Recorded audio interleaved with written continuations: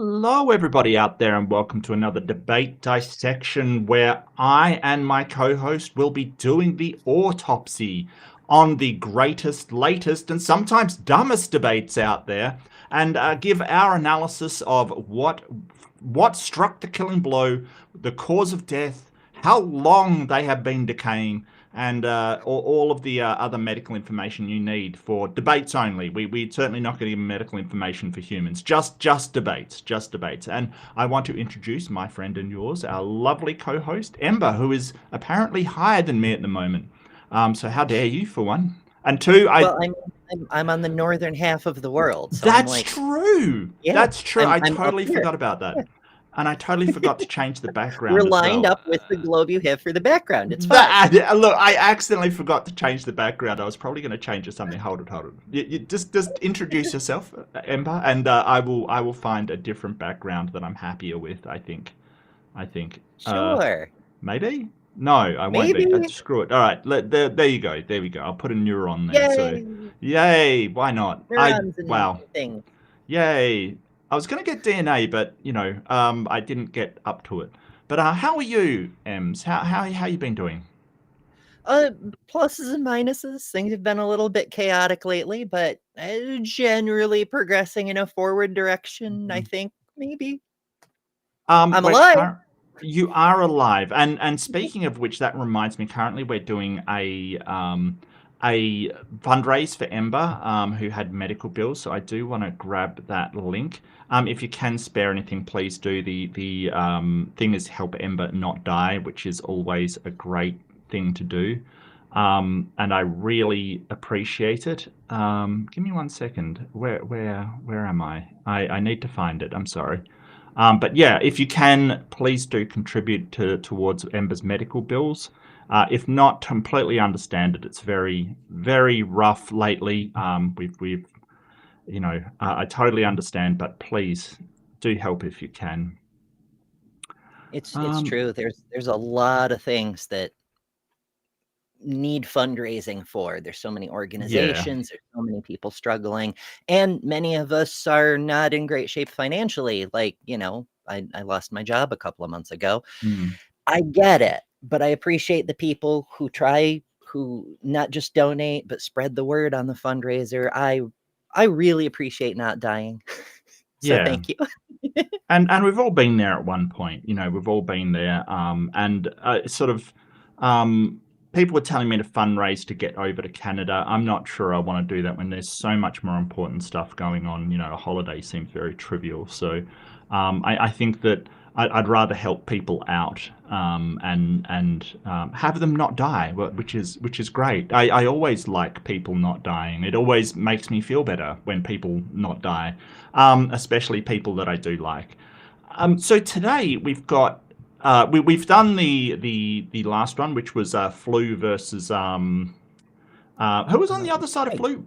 Craig. Yeah. Which was an interesting one for various reasons, and I sort of shouted at flu for most of it. But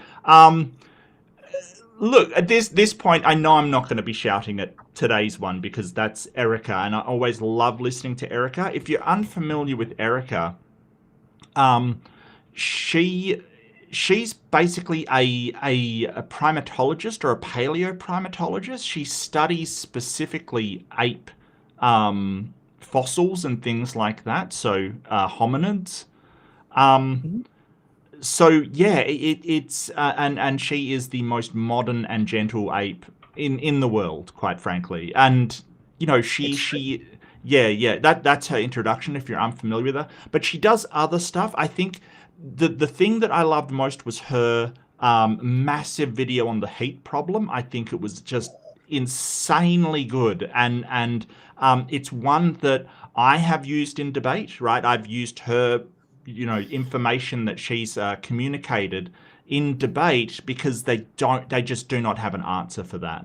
Their answer for that is we don't have an answer for that yet. Like, it really is a silver bullet for the age of the Earth kind of thing. I might be blowing that out of proportion, but it really was good. So I highly recommend. I don't think you are. Like they've done Answers in Genesis funded huge studies to try to answer the problem. Donnie at Standing for Truth, who hosted the debate we're about to watch today, has done hours and hours of streams trying to work around it, and it just kills young Earth creationism every time, and it's glorious. And that's Erika is dunking on young Earth creation conspiracy theories because they're hilarious. Yeah, oh yeah, I have great fondness for them myself. Actually, recently I did a debate against Brian Lara, which was a lot of fun for me. I had a great time. He was pretty bad, and so I have to give a big apology for a start. I did want to do a member stream, which I call Mark After Dark. It's an inside joke that my first one was an ASMR stream, so that stuck, and someone suggested Mark After Dark as my ASMR stream. So that stuck around, and I found it humorous. So that's the member stream. I was going to do it this week because my internet, and I do have to apologize, my internet, my ISP decided to run emergency maintenance during last week's stream. So it just cut and it came back a bit later on, and I went, maybe I can, and then it cut out again. So I was like, no, this is just too unstable. So I really do apologize, and I was going to do it this week, but this week I'm actually over at Dr. Dan Stern Cardinal's channel, Creation Myths, reviewing that debate against Brian Lara, because as Dan said, he did the young Earth creationist greatest hits. Everyone was there in order, with the cookie cutter responses, and I found it that way as well. So I'm really excited to go over to Creation Myths, and I'll get a link for both Erika and Creation Myths, because Dan and Erika have worked together a lot, because he is a evolutionary biologist and she's a is she a paleontologist? Not a paleontologist. Paleo. She's primarily a primatologist. What yes. Her PhD studies are for, but as part of that, she's been focused on paleoanthropology. Paleoanthropology, yes, yeah. So but primarily she is a primatologist, isn't she? Yes. Well, there's Creation Myths. I found that first. But yeah, her channel's called Gutsick Gibbon, and absolutely fantastic channel. I highly recommend both of them. But Creation Myths, he is a evolutionary biologist, Dr. Dan Stern Cardinal, and I mean he does real awesome work. Recently, he put out a paper completely blowing out of the water the genetic entropy idea. Absolutely demolished it. Just fantastic work from Dan over there. So I'm so excited to be on his channel. But that review, that debate that I did kind of got a kind of review from PZ Myers, which was that's exciting. He didn't really cover me at all, and that's fine. I have no problem with that. He was more just saying that Brian Lara was absolutely awful and pointed out, he basically did what we did a debate review, but sort of he said that I was fine, and I take that as a compliment from somebody as well versed as PZ Myers. He said, "Oh, Mark Reed did completely fine. He was absolutely fine. Talk about evolution and the philosophy of science, and did fine." And I'm like, hey, I'll take it. That's good. Considering I've never studied that subject in university or anything. Totally, that's great. I think that as long as I'm not making mistakes, that's good enough. The science can kind of speak for itself. Well, and it shows you paid attention to the people who are evolutionary scientists, PZ Myers and Dr. Dan. Yep, and Erika and all of these people, and really, and I'm very aware that I stand on the shoulders of giants when it comes to this stuff, that it is people like, Dr. Dan Stern Cardinal. I'm going to his channel and I'm watching stuff, and I'm going to Erika and seeing her heat problem and stuff, and, I've got no illusions that they know far more than I do. I don't feel like, but, as long as I'm not misrepresenting it, I'm very happy. So that was great. That was absolutely great. but yeah, so that's what I'll be doing this week. I think I'm going to maybe bring the member stream forward to Tuesday. So I do apologize for everyone. It's been all over the place, and yeah, it's been hard to pin it down. So I really do apologize.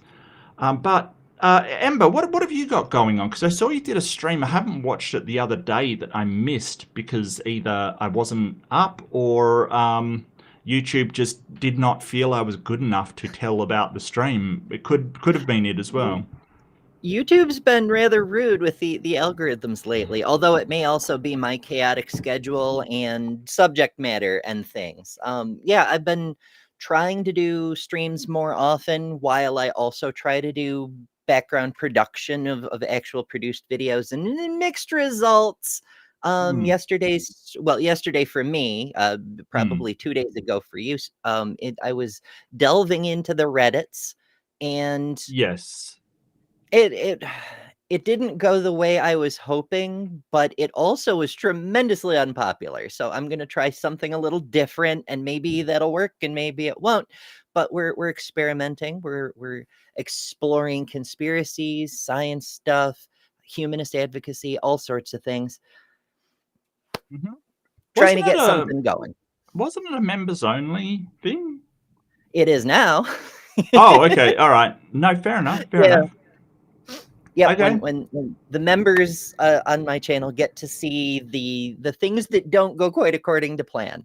Okay. Oh, that's fine. That's fine. Among other things. Oh, I barely look at what I'm so bad with stats and evaluating them and stuff. It's weird because I like statistics. I like to do statistics in university, but you know, I don't know.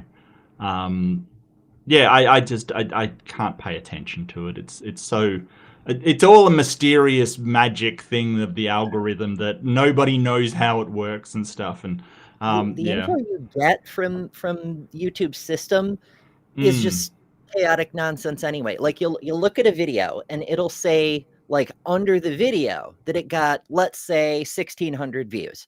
Mm-hmm. And when you look at the analytics for the video in YouTube Studio, it'll say you got 1,100 views. But on your dashboard of YouTube Studio, it'll say you got 1,900 views. Like, who knows how many views? Nobody knows. Yeah, it's going to do the breakdown of age demographics and what time people watched it, but it can't even get the number of views right. It'll have different numbers of likes. It'll have different numbers of comments. It just... There's no consistency across this. It's just because making up numbers. Why not? Yeah. Why not?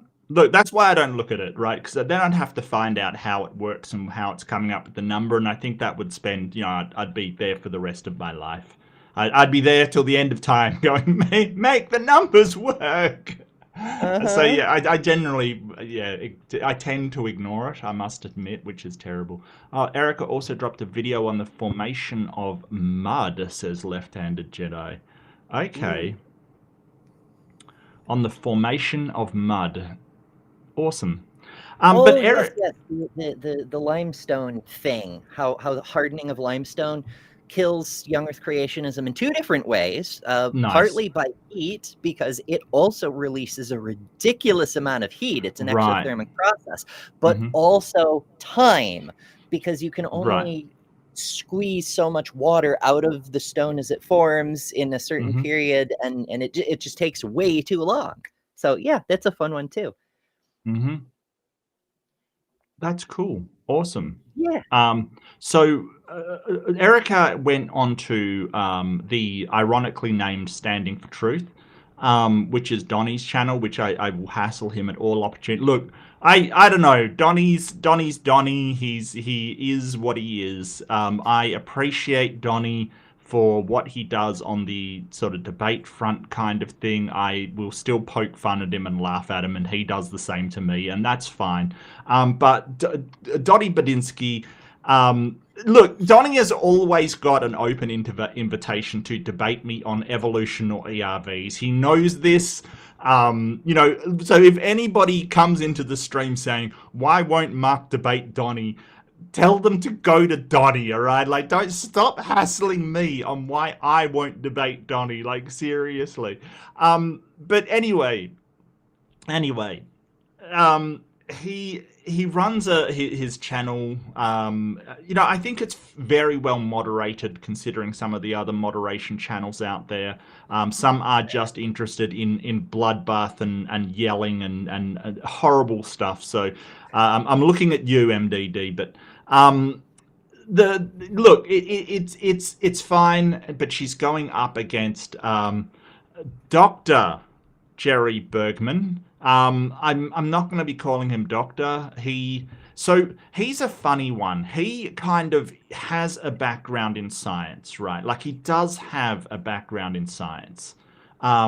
It's not a great background. But no, actually, that's not true. Like it is. He did go to Wayne State University in Detroit for education, psychology, and biology. Psychology from there as well. Green State University, Bowling Green State University. He did a Bachelor of Science Biomedical Science in Medical College of Ohio. Masters of Public Health, Northwest Ohio Consortium for Public Health. So that includes the Medical College of Ohio, Bowling Green, University of Toledo. So he does have some actual credentials. Where he does his doctorate, though, his PhD came from Columbia Pacific University, which allegedly is one of the diploma mills that was not accredited. It was not credentialed at all. So it was just one of these diploma mills, and it was closed by a court order in 2000 due to lacking proper accreditation. So that's where his PhD comes from. His CPU got shut down? Yes, his CPU got shut down by the authorities. Yes. That's too funny. Yeah, so that's Columbia Pacific University. It was allegedly a diploma mill, and it was never recognized allegedly by any accrediting body in the United States. So much like Dr. Kent Blovin, who we're all aware of is not a real doctor, because he got his accreditation from an unaccredited, or his doctorate from an unaccredited university. It's one of those ones.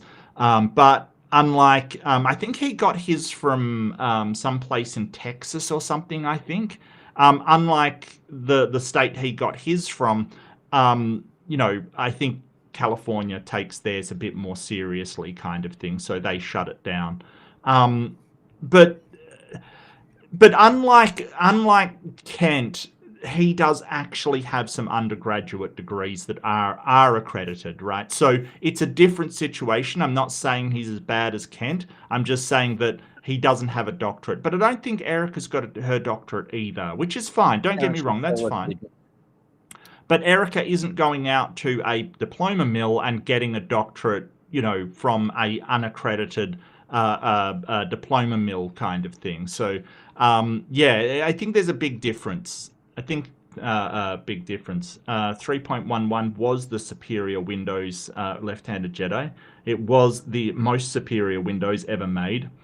That's him. And he sort of has gone from, he started off with psychology, moved into biomedical science, and then sort of pulled out, did human biology at a diploma mill for his doctorate, and then he started to write religious books, kind of thing. So mostly he attacks Darwin and tries to character assassinate him, which, who cares? Like, that's not... Darwin could have been the worst monster in the world and it still wouldn't make his theory incorrect. Oh, she's almost there on her PhD. She's a PhD student. Oh, that's fantastic. That's fantastic. Yeah, I think that... she's a fourth year... I don't know that there's anything necessarily holding her up. She's just doing a very in-depth project for her defense. Yeah. Yeah, and it's kind of this is sort of what scientists do occasionally. They the pull-out method, and I get your Cygnets. They will go from normal research and sort of who was it? Stanford comes to mind, right? The gene gun guy, who sort of did some real good science, and his earlier papers include theory of evolution and stuff. And then he goes to one of these answers in Genesis or something like that. And then, there's no real science being done from then on. No papers are published, nothing's, he never continued on to make any contribution as significant as the gene gun from that point onwards. And it's a shame because he could be, Yeah, he was a professor at Cornell. Like, he had real credibility.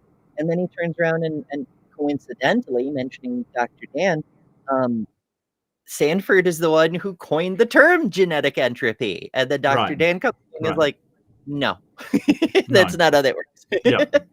And it's interesting that, genetic entropy has never been, submitted for peer review. His papers on it just go on to Answers in Genesis or whatever, while the paper by Cardinal and et al., of course, there are others that worked on that paper, that did go through peer review and was published, so it's sort of, people like Sanford know how they get papers published, right? They know the process, and this is something that Dr. J. Bundy was pointing out, of people like Behe or Stanford. They know how to get the theory of evolution struck down, or the science changed, or basically to change the way that science looks at these things.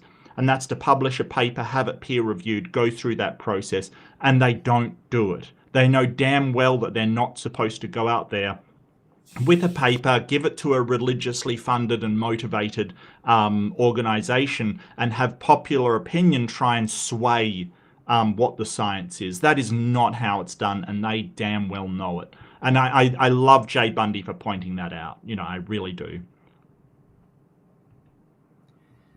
Was one of the most epic debates. Yeah, he was pulling no punches, and nor should he. It was and he wasn't mean or ad hominem about it, but he took it that way, which kind of made it funnier. Well, it was because Jay was spitting truth. He was kind of absolutely saying, instead of going, oh, well, we can put the work that I do up against the work you do, he was kind of going, no, this doesn't even, you can't put these two things together because you're not doing it in the way that you should be, and I am. Was kind of, it just blew him out of the water, because he knows damn well that is the process. He knows, and it was sort of telling him that point blank. But look, Jay did fantastic. But the debate we have today, I'll try and get us all on the screen. Actually, I'm still a little unfamiliar. Look, I can do this. There we go. There we go. Now we can both be high. Actually, I kind of would like it a bit. No, that's wrong. That's just wrong. That's just wrong. Is that better? I think that's better. I think that is better. Or I can do that one too. Maybe I should hide the chat, make it bigger. Yeah, I think I'll do that. So sorry, peeps. I'm going to do that one, so you can see lovely Ember and I and the thingamawhat's-it. So yeah. Yeah. So this is there was like so long at the start. I had to cut it down. Like there was so long at the start of them sort of introducing themselves and talking about it. And don't get me wrong, I got no problem with an introduction, but it was really long, and Bergman went on for so long. It kind of was really dishonest of him, because he basically said, oh, Dr. Jerry Bergman, introduce yourself and what you do and things like that. And then he went on for how Darwin was wrong and all of this, and all of these grievances against mainstream science, and he's tried for ages to try, and it sort of went into an attack on evolutionary science and just academia in general kind of thing. And it was like, my guy, he just wanted to know what your background was, not your life story about how you've fought with science over evolution for 50 years kind of thing. It was weird. Yeah, he seemed to be confused between doing an introduction and doing his opening. Yeah. I don't know. I'm not sure if he's done debates before, or I mean, I'm sure Donnie must have briefed him on what the plan was. You know, introductions and then openings and then rebuttals. You know, who knows? You get some people like this. That they really do some wild things. Yeah, he's debated Dr. Dan Stern Cardinal, who I was just talking about. Oh yeah, he did a debate against Dr. Chris Thompson, who I adore. Chris, I think he's amazing. I am blown away by just how amazing Chris is. If you're unaware of Dr. Chris Thompson, he is a neurologist. He did a absolutely amazing debate on trans people. Just incredible, because he wasn't talking sociology, he wasn't talking anything like it. Him and Amy Newman did a debate.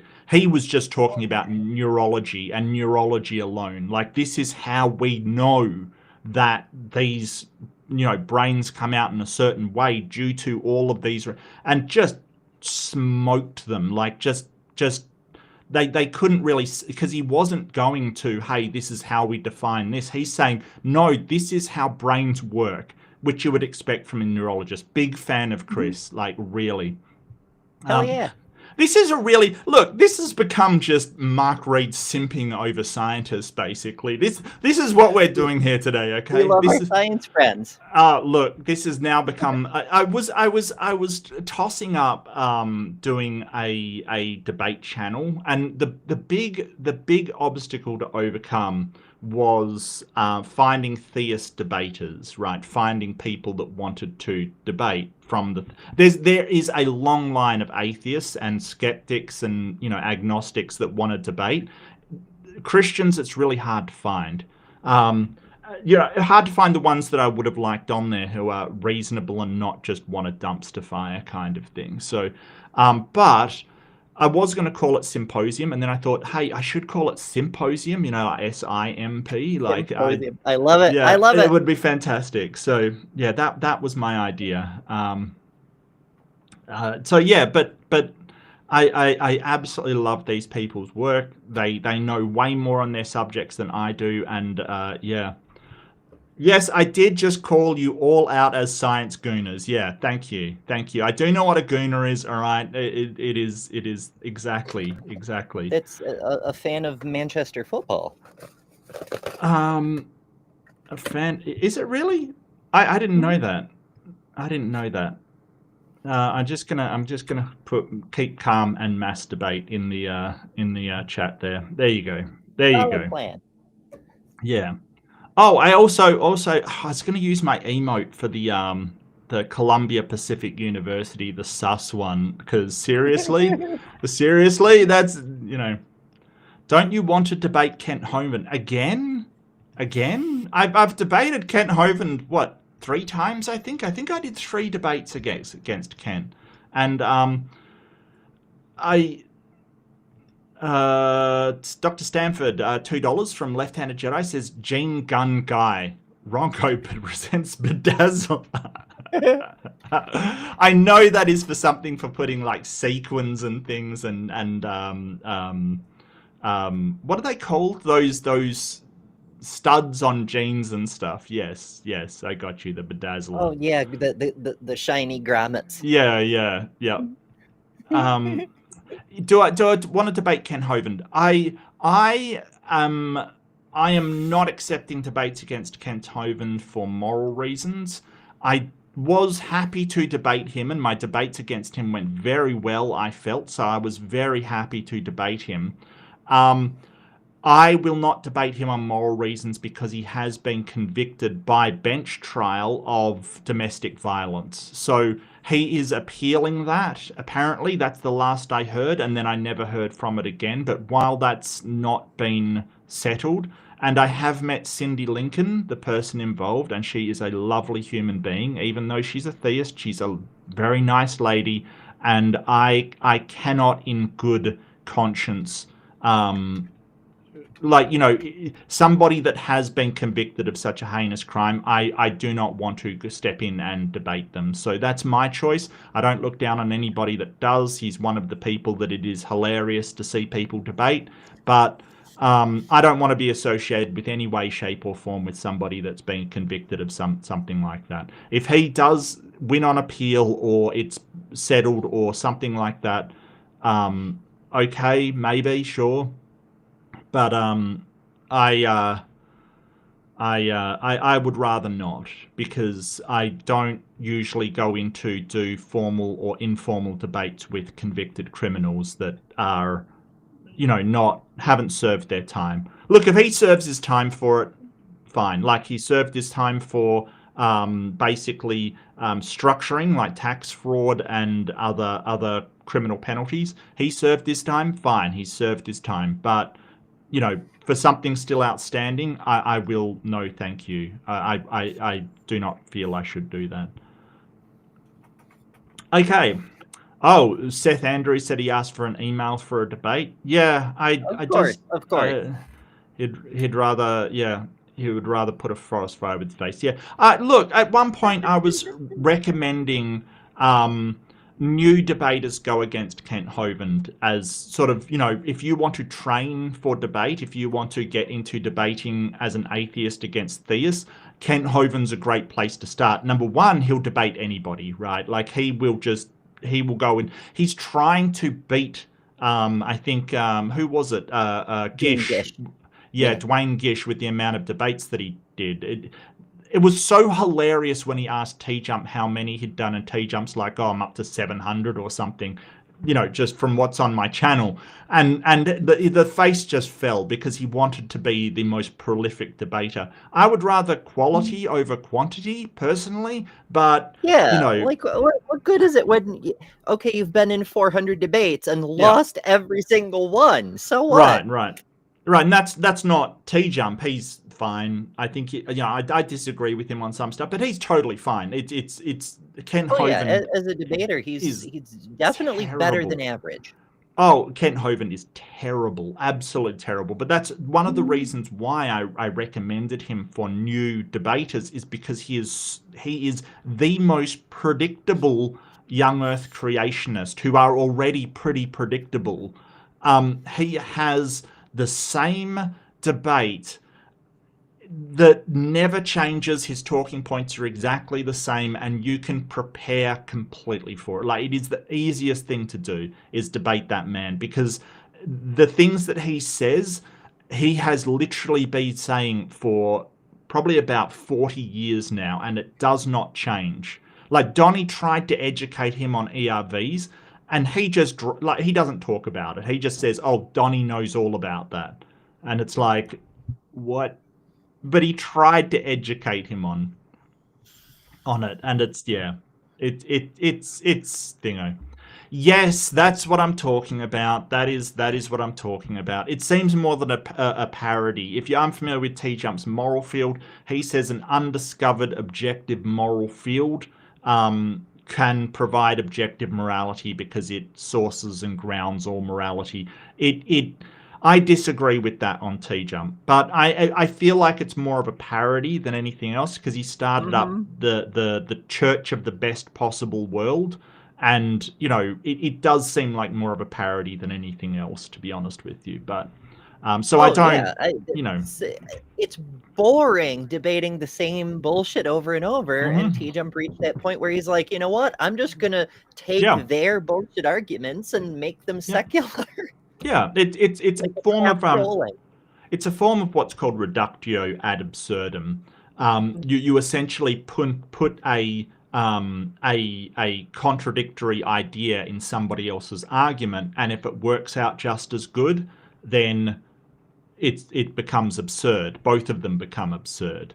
The problem there is that you know, he's not actually putting forward any kind of moral system of his own. He's just sort of accounting for it like the theists do. And don't get me wrong, I'm a great fan of the reductio, but I think morality is one of those things where I would rather see somebody present some kind of structure than just parody somebody else's because it's so important. But you know, that's fine. I'm certainly not going to hassle T-Jump. He's completely fine. But you know who's not fine?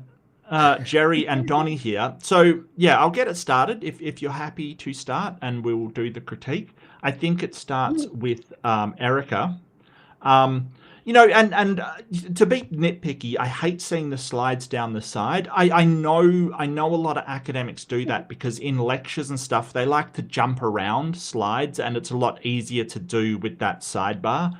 But I always hassle creationists for not knowing how to use a slideshow.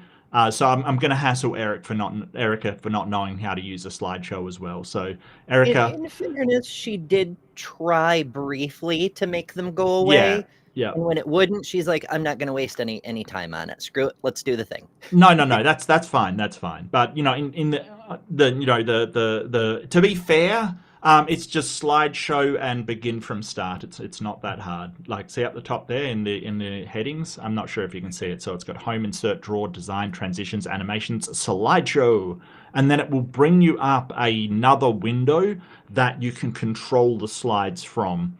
So I usually put the you know, what it's showing in the right hand side. I've got the things, and the real good thing about that is that when you do the slides, you can actually, when you create a presentation, you can actually write notes in there, right? And then the notes will come up on your controller all nice and set out. Like, it's actually a really good format. It will show you the next slide. It will show you the one that you're on. It's actually really good.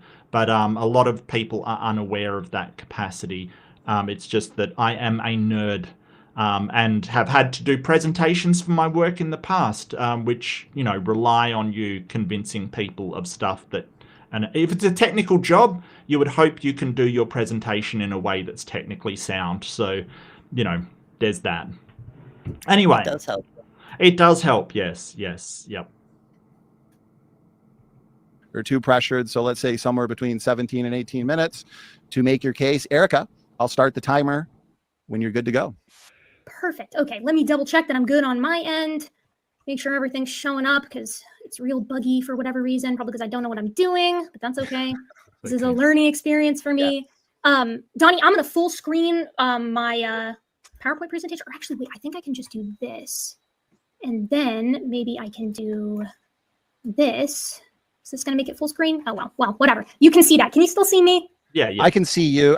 No, look, I've been to a lot of lectures in my life, and having the things on the side, it kind of helps because you can flick around kind of thing. But if you're just doing one after another slideshow, look, it's just it's a nitpick.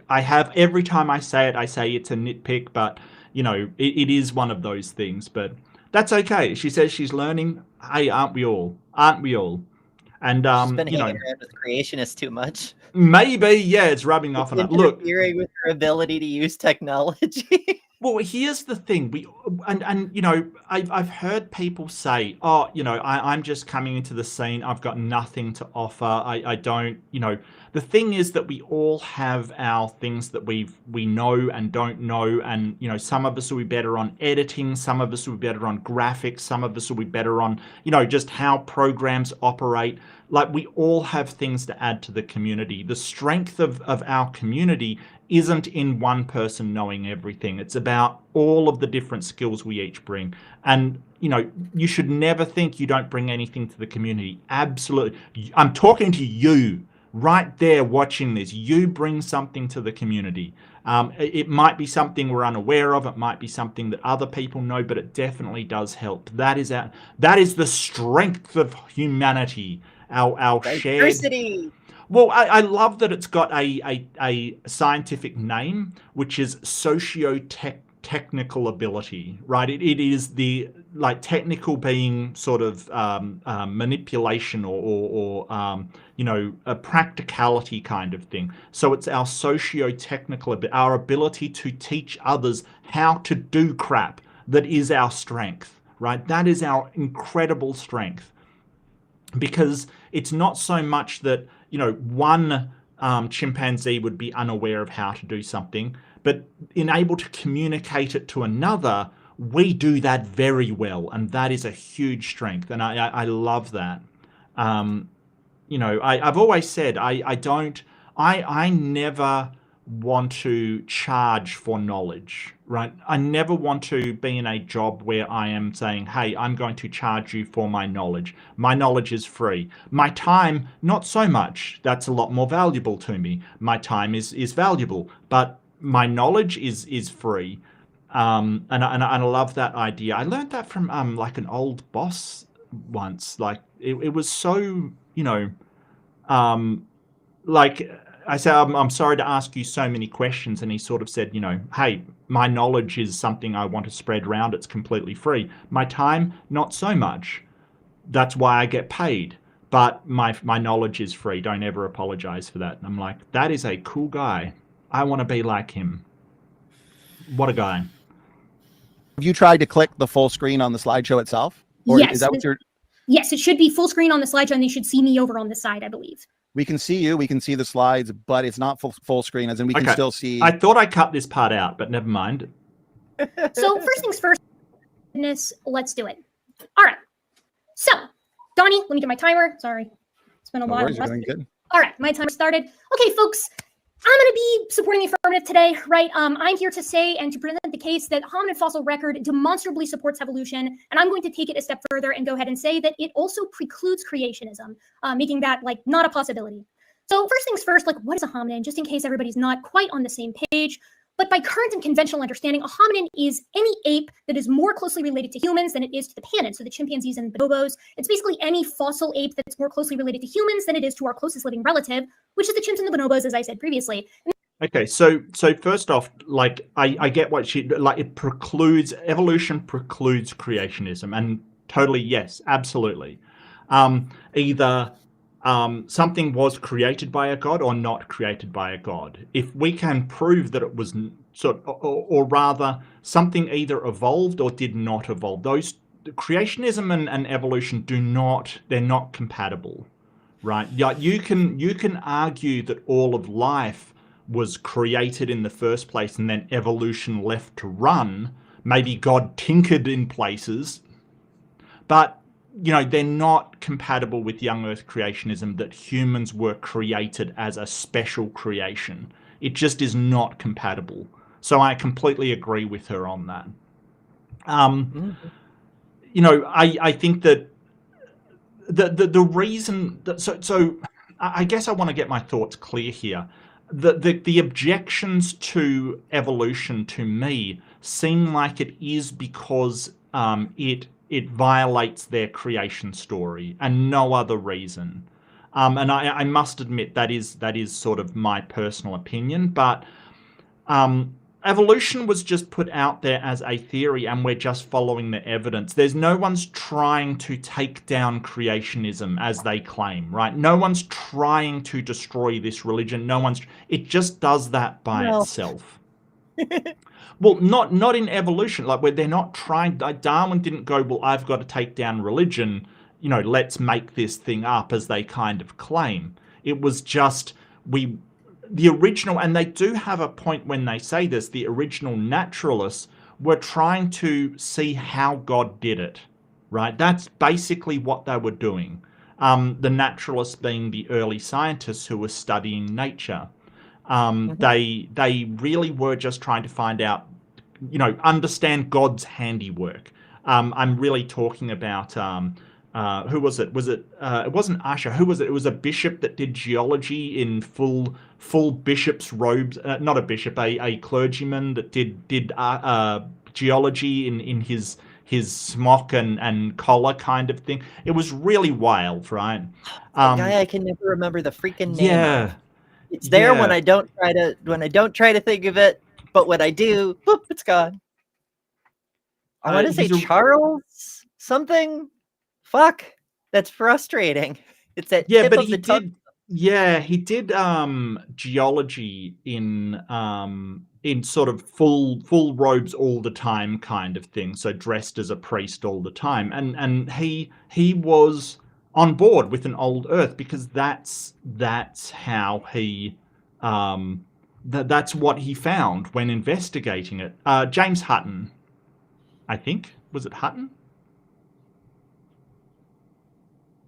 Huh, that's not what I was thinking. Okay. Maybe there's more than one. I don't know. Because I just tried to Google it, and I came up with a fellow named Nicholas Steno, who is a Danish scientist, worked in both anatomy and geology, and then became a Catholic bishop. Right. Maybe that was the guy. But anyway, there was somebody that did all of their field work dressed as a pastor kind of thing, as a priest. And, so that's what they set out to do, was to find out how God, and in the process, they found out, well, this had to have happened. They just followed the evidence.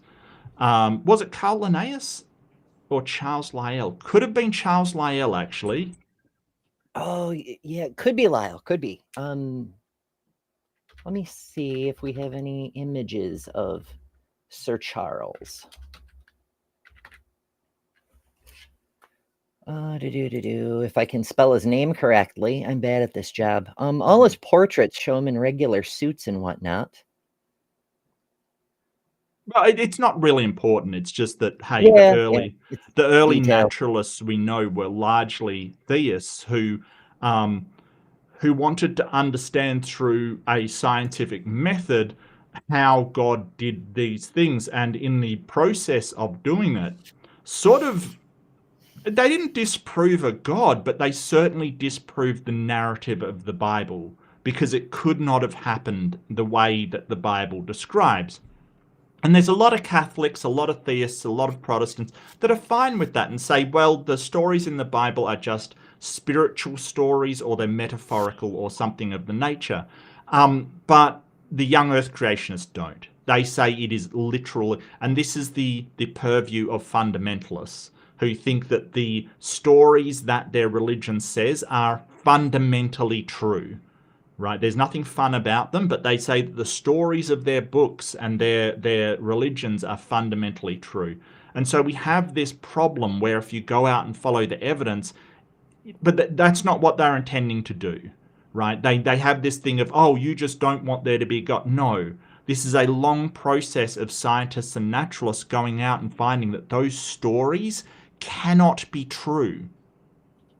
Like, to happen in actuality, maybe they have a spiritual truth or a metaphorical truth to them, but they are not fables. Right. Hey, they're useful, they teach you things, gotcha, but they're not literally true, and that's an important point. Oh, fun fact I forgot to mention, Erika was at BajaCon recently. Really fantastic. Apparently it went sensationally. I talked to Justin while he was there, and believe it or not, while they were there, just fantastic event. I would have loved to been there, but yeah, she did a talk, and I'm sure it was amazing, absolutely amazing. Arden said that she's got a new talk about humanist advocacy and atheist advocacy, and I'm excited to see a video about that. I don't know where, when, etc. But all kinds of new stuff. And of course, Forrest was causing chaos up there because that's what he does. Yeah. Oh, look, if Forrest wasn't causing chaos, it wouldn't be a BajaCon, quite frankly. It just wouldn't be. Yeah. But somebody said, like, getting Erika and Forrest Valkai in the same room, it's just an overload of optimism and positivity and, science kind of thing. And I would love to see that. I really would, because that's why Seth Andrews refers to the pairing of them as exploding the universe. Yeah. Because just their very positive, optimistic and their passion about science it's contagious. It's wonderful. I love to see anybody that's passionate about science and learning and understanding the world. I absolutely love to see it. So you heard their talk. Oh, that's fantastic. Robin, that's fantastic. Yeah, Arden of Eden, just really, really good on the phones at the line. Excellent thinker, and I do love her stuff as well, absolutely. So yeah, if she has... Matt Delhundy was talking about it recently. We do a lot in the atheism sphere, and we kind of neglect having our own perspective on the world and furthering it kind of thing. We're just like, well, God doesn't exist. And really we should be saying, hey, we have this perspective on the world that, you know, secular humanism is the best way to go. And I think we should be promoting it more. Absolutely. Yeah, you have to fight for what you love, not just against what you hate. And I get where people are coming from, especially when they first started out. Hell, I did this too, where we were like, okay, many of the biggest problems facing society are coming from religious people trying to use religion to impose their ideas. So pushing back on religion will help reduce those problems.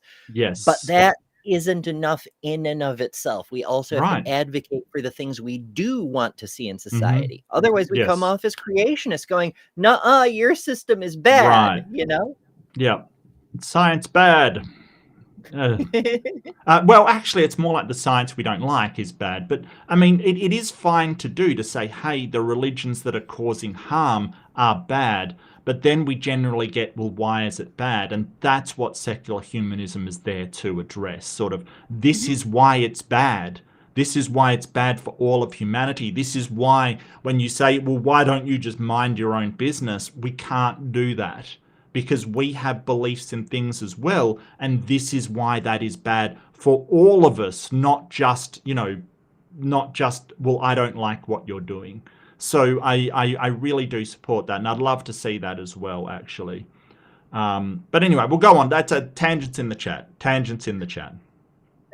Tangents never.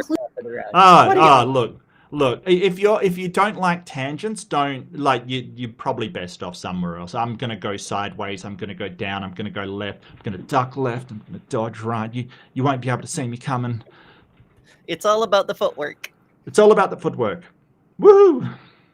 Include apes in the genera like Ardipithecus, Australopithecus, Paranthropus, Homo, and many more. If you don't know what any of those are, don't worry because I'm going to tell you. So I'm going to pull a line from Ken Ham here, the classic. Actually, this goes all the way back to George McCready Price. We're working with the same data here, right? The hominin fossils exist whether we like it or not. And we've got these opposing hypotheses that Donnie sort of outlined at the beginning. So how are we going to interpret them? How would conventional science interpret these hominin fossils as opposed to creationism, or in particular, young Earth creationism? So really, young Earth creationism is apologetics, right? So I love that she hasn't said, creation science, because they want to call themselves creation science, which is just horse crap. It is young Earth creationism. It is just a sort of philosophical or religious belief. The whole thing is science works by examining the world around us, the natural world around us, finding things to test within it, or making predictions, or getting evidence. There's a few different methodologies, and then following that evidence to wherever it leads, right? Like that's basically how it works. Apologetics works the opposite.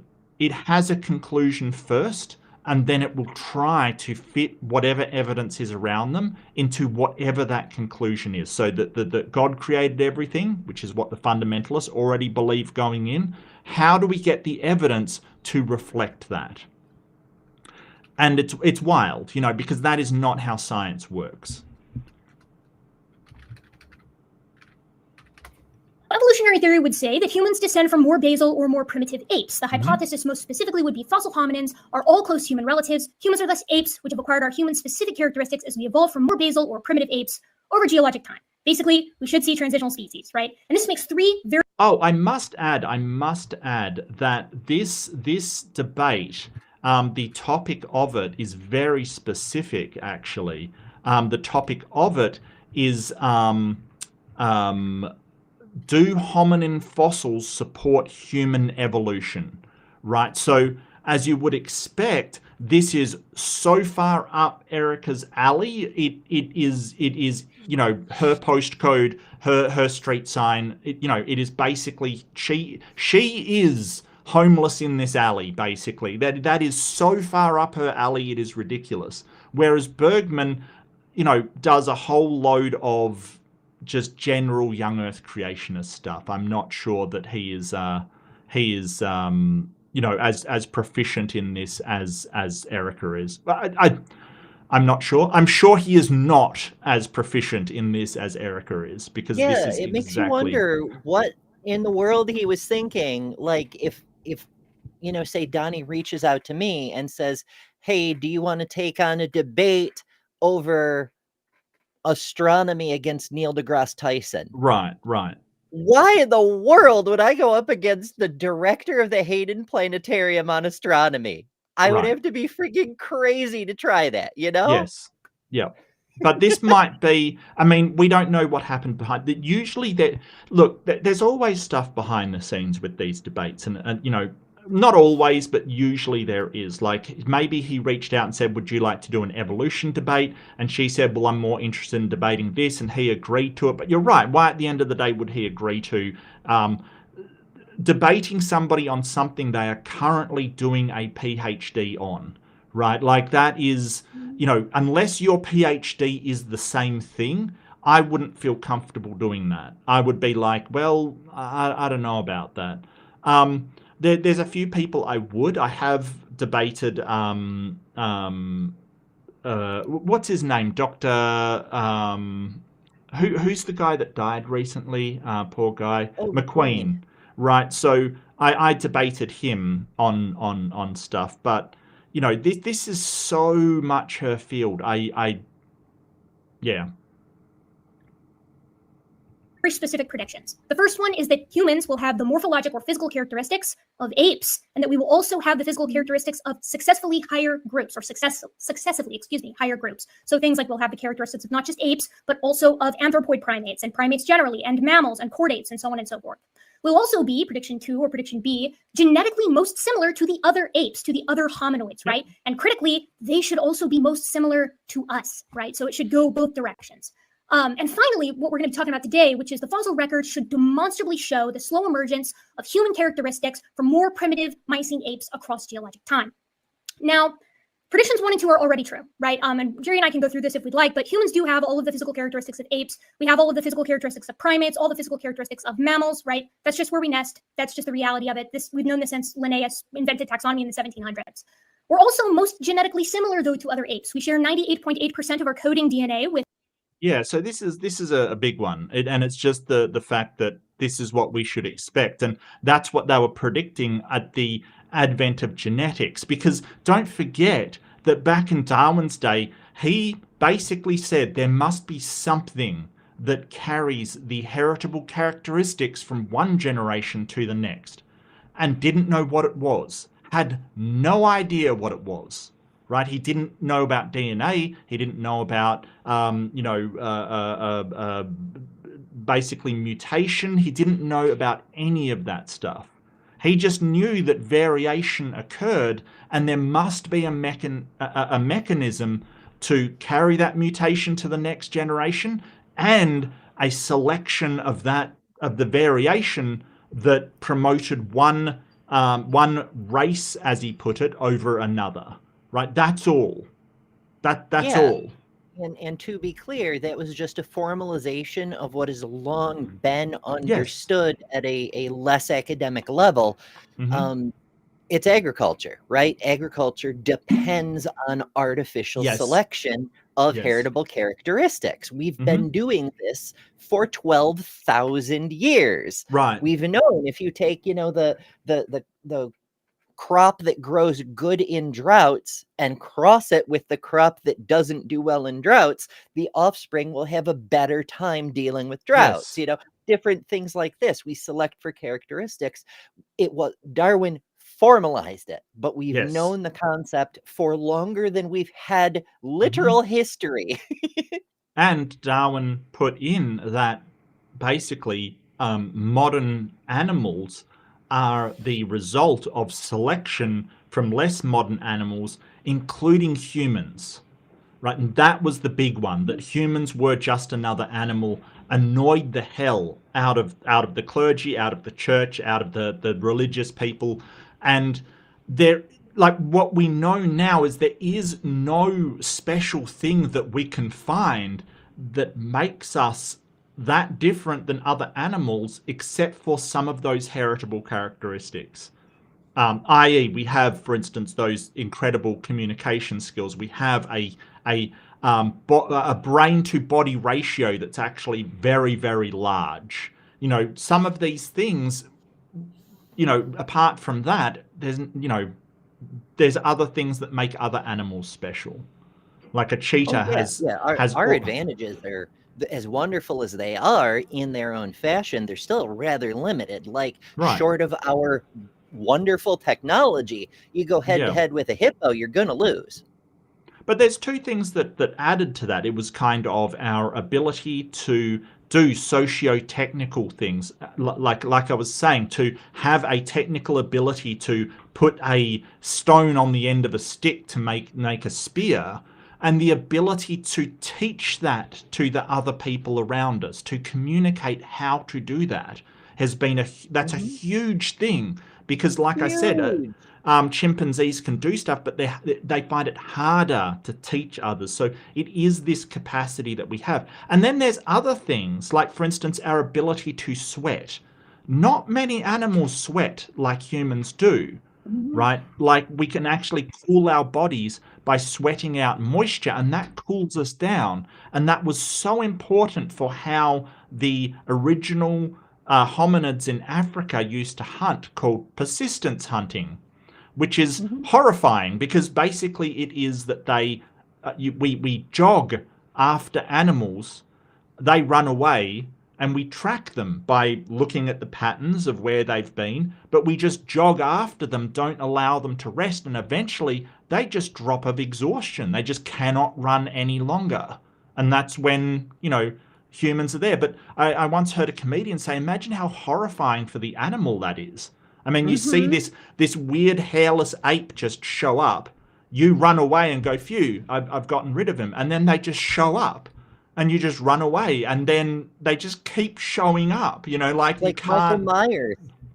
Right. They just appear, because as an animal, they don't understand that, oh, they're tracking my prints, like they don't understand this. So they just keep showing up until you no longer can bear to run. And that's when they pounce. And the interesting thing is there are still some societies in Africa which practice this exact hunting method. And it does work. It absolutely works. The only reason it works is because we can run or like jog and maintain that pace for hours on end. Like people do, 8-hour marathons kind of thing. Even horses can't do that. In fact, there's a race in I think it's England or Ireland that pits humans against horses, and a lot of the time the humans win over long distances because the horses have to rest. They can't keep going, whereas the humans can. It's wild, but humans are amazing, absolutely amazing. There's so many things, but fundamentally you're correct. We are the horror killer in every other species' nightmares. Yeah, and we have become an apex predator while possessing none of the characteristics of other apex predators. Like, we don't have strength, we don't have speed. Humans are very weak and fragile, but what we do have is what some of the others do, which is an ability to work together. And technology has sort of, putting all of our points in intelligence, has really made us a force to be reckoned with in this world. Maybe that's good, maybe it's bad, but it is what it is, Turns out there are several human versus horse races. The original flavor is in Wales, but there's another one in Scotland, another in the North Island of New Zealand, and another one near Prescott, Arizona. Right, yeah. And the humans don't do badly. They don't do badly. Sometimes the horses win, sometimes the humans win, which you would not think, but yep, they certainly can. Chimpanzees are closest living relatives, and slightly less than that when we're looking at the entire genome. And this holds with the most recent data, right? So just 2 weeks ago, right, we got the complete sequencing of the ape genomes. This is almost telomere to telomere, and it reflects the same old phylogeny that we've been talking about since the dawn of these kinds of genetic studies back in like 2002. So humans and chimpanzees are one another's closest living relatives. We call them our closest living relatives, and they call us their closest living relatives too. Chimps share more genomically with humans than they do with gorillas, right? So the chimps and the bonobos. But number 3, or C here. Yeah, so chimps and bonobos are very, very similar. There's some social differences between them, but they're very, very similar. But interestingly enough, socially speaking, we are more like gorillas, like in sexual characteristics and sexual behavior. We are more like gorillas than we are like chimpanzees. So gorillas sort of have one silverback kind of, it's a very patriarchal kind of system where a gorilla will mate with one female, while chimps and bonobos are matriarchal for a start. They're controlled by the women. The females are usually what controls them, and they have multiple partners. They're polygamous essentially. They will mate with a whole bunch of others. So it's very, very strange, you know. But biology is messy. People are like, well, why is this like this and this like? Because biology is incredibly messy. Okay, it just is. There's no designer in charge of it. No, and sort of, you know, we have these properties. To me, ERVs are the silver bullet behind evolution.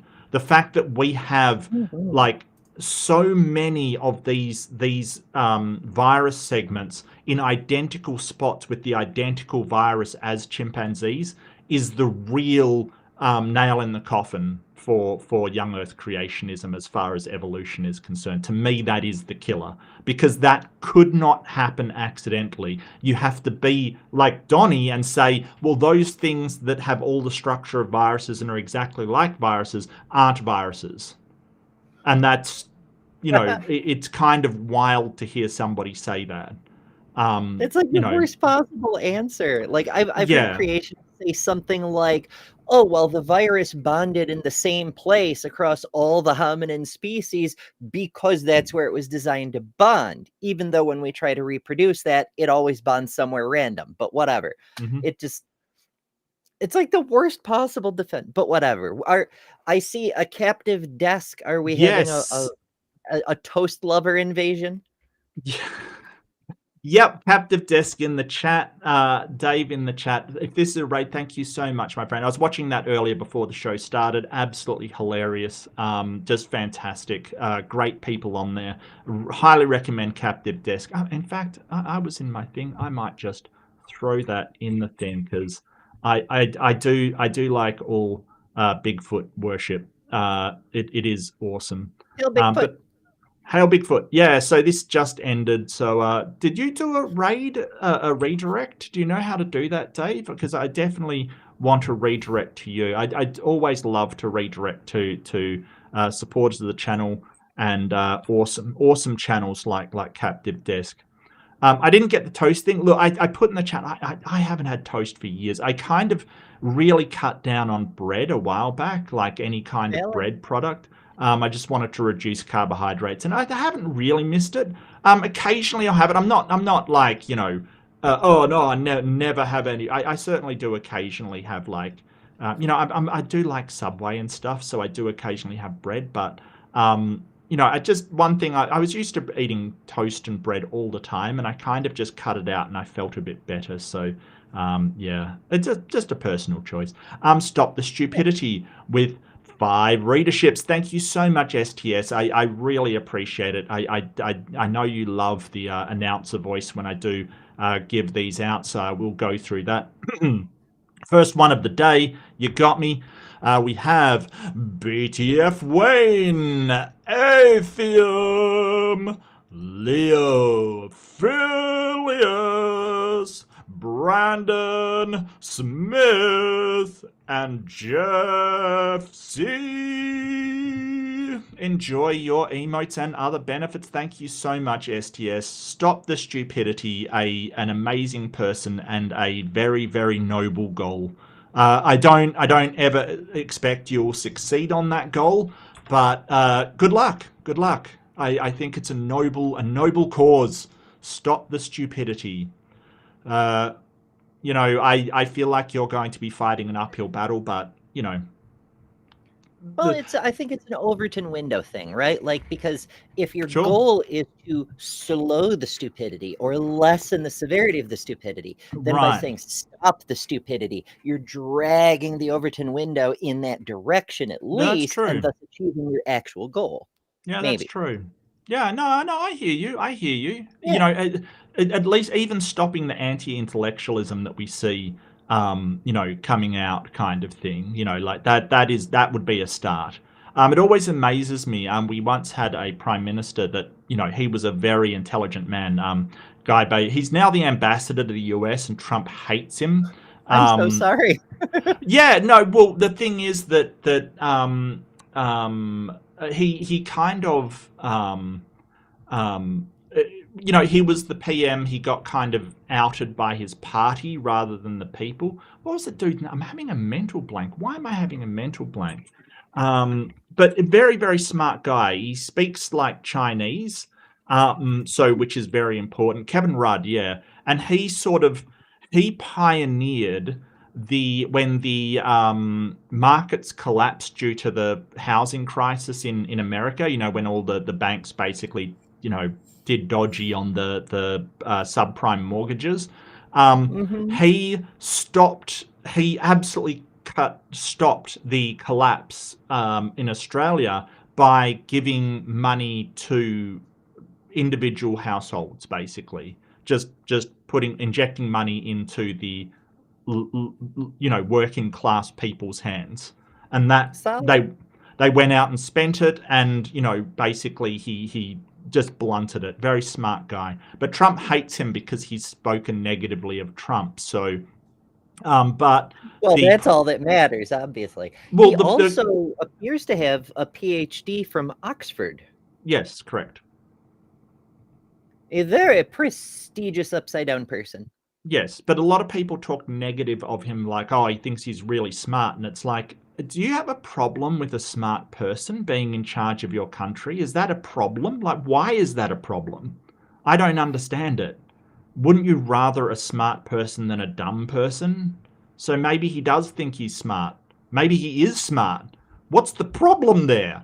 I don't get it. It's wild. I don't understand it, you know. So, yeah. It's weird to me. I don't understand.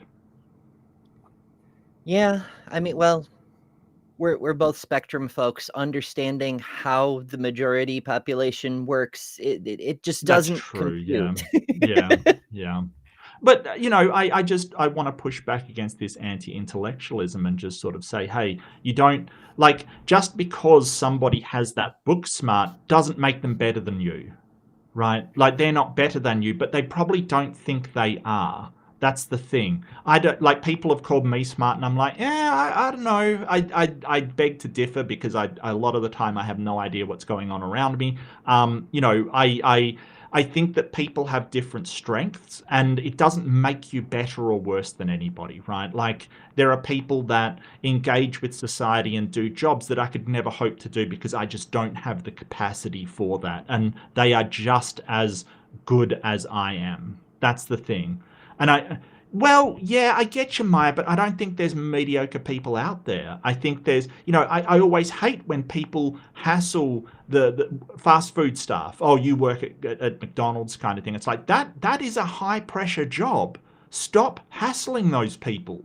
They do good work. Like, there isn't, I don't know. I just see it as, you know, I think that everybody deserves respect for what they do for society. If they're doing badly for society, well, yeah, they don't deserve respect. But if they are doing a job, they deserve a certain amount of respect regardless. So, you know, I get you. I get you. But I don't think anyone's mediocre. I think we're all amazing. Just in different ways. Because being on the spectrum, people go, I don't understand how you can do this. And it's like, yeah, but there'll be things that you do that I don't understand how you do them, right? So no one's better than anybody else.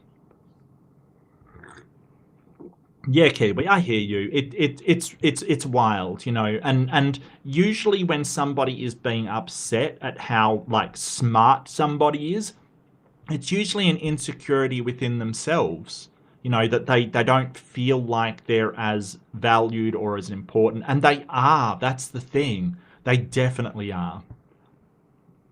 Yeah, it's this idea that a person has to be the best ever at everything, or at least the Right. things that they think are important. Like Hmm. you go to the middle of Rednecksville and everybody has to be, I'm the best basketball player. They're all the best basketball player in town, Yeah. or whatever the case is, you know, Yeah. Yeah. NASCAR racing, whatever it is they do there. But Hmm. it's what they prioritize. And if you present them with someone who is demonstrably very talented at that thing, they might take a little, you know, a little insult from that. Not that it Mm. is an insult, they just feel insulted by someone being better than them at the thing they've Yeah. latched their identity onto. Yeah. Wild. I don't understand it. We're stronger together, and you don't. You know, that's why we specialize. That's why people specialize in a certain field, because you can't be the best at everything all the like. You just can't. It's impossible. Yeah, that's the point of civilization. So we can Hmm. have specialists. We can say, okay, you know, oh, these folks are going to do the farming to take care of the food Hmm. so that you can go be a freaking doctor. And then we'll Yes. have doctors. Yeah. And that doesn't mean that the farmer is less important than the doctor. They are as important. That's the thing. We're all important in the way that society is constructed. Stop putting people down for what they do, please. They're demonstrably doing harm, now that's a different story. But you know, if they are contributing to society, don't denigrate them. Don't denigrate fast food workers. It's a hard job. They are contributing to society. Don't be a dick. Sorry, I had tangents in the chat again. Look, I'm in a tangent mood. How are you feeling about tangents at the moment? Because I'm feeling it. I definitely am feeling it. It seems to, you know, Yeah, it happens.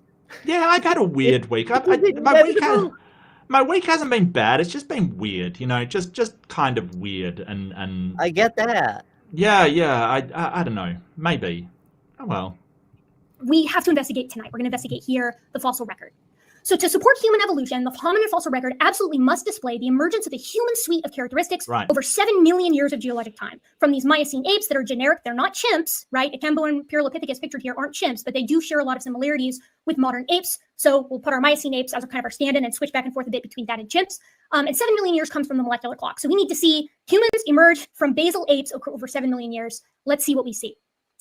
But in order to like chart this emergence, we have to actually like know how humans differ from other apes. So I'm going to walk you through those characteristics that we're going to be looking for as we look through the fossil record very quickly now.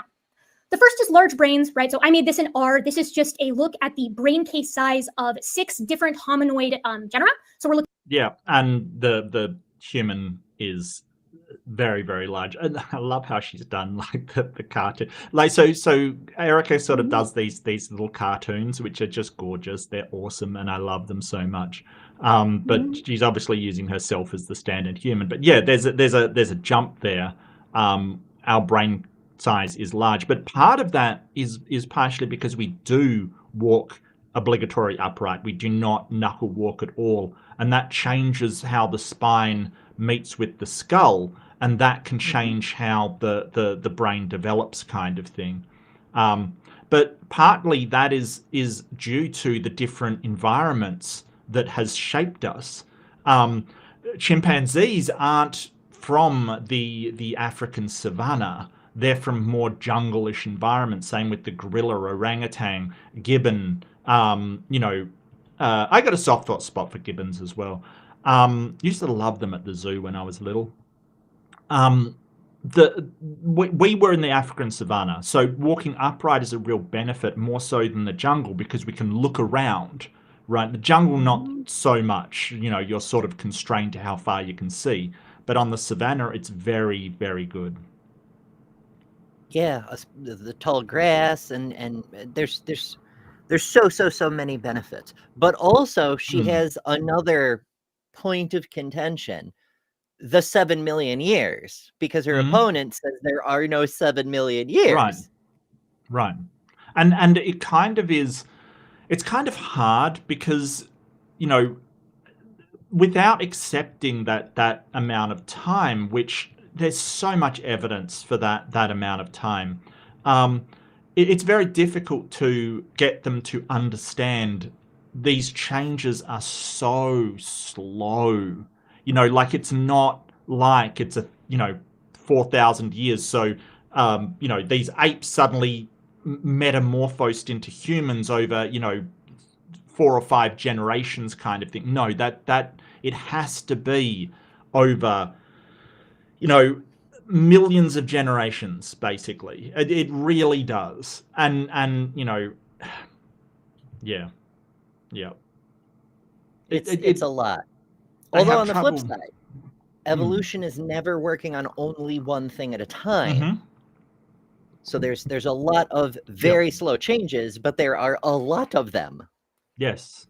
And so but there is a major other difference between humans and other primates or great apes, and that is the number of chromosomes. That is a massive thing, right? And there's a reason for that, and we found the reason for that, and that is the chromosome 2 fusion. But that is the other massive difference. I'm very fascinated in the implications of that. Like, how much does that fusion event impact our development as a unique species compared to our other kinfolk? Like, we're always looking for what makes humans human. And it's almost certainly not one single thing. It's a whole suite of characteristics. But how much did that weird event play a role, and what was that role? Yeah, and you could argue, well, that role is what led directly to a larger brain size walking upright, but it may not be. That just might have been the split-off point. Then we developed on our own under different evolutionary pressures kind of thing. But you're absolutely right. It's fascinating to think, what did it actually do that caused us to be so... I mean, when I say so different, it's kind of... I mean, we see ourselves as so different than the other apes. We see that. But I think that as far genetically, we're not that different, right? We would probably see, ostriches and emus being more similar than us and chimpanzees. But that's not the truth. They are far more different than us and chimpanzees. Or two different genus of cat or something. Like tigers and cats, we say are very, very similar. They're more genetically distant than us and chimpanzees.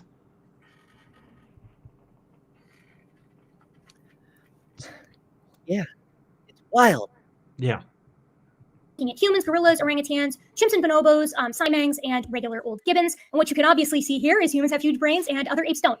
Even for their body size, right? Like humans still shine when it comes to brain case size with about an 800 cc difference. Humans have an average of about 1300 cc's. The biggest ape is going to be gorillas, and they're not getting past like 500 cc's.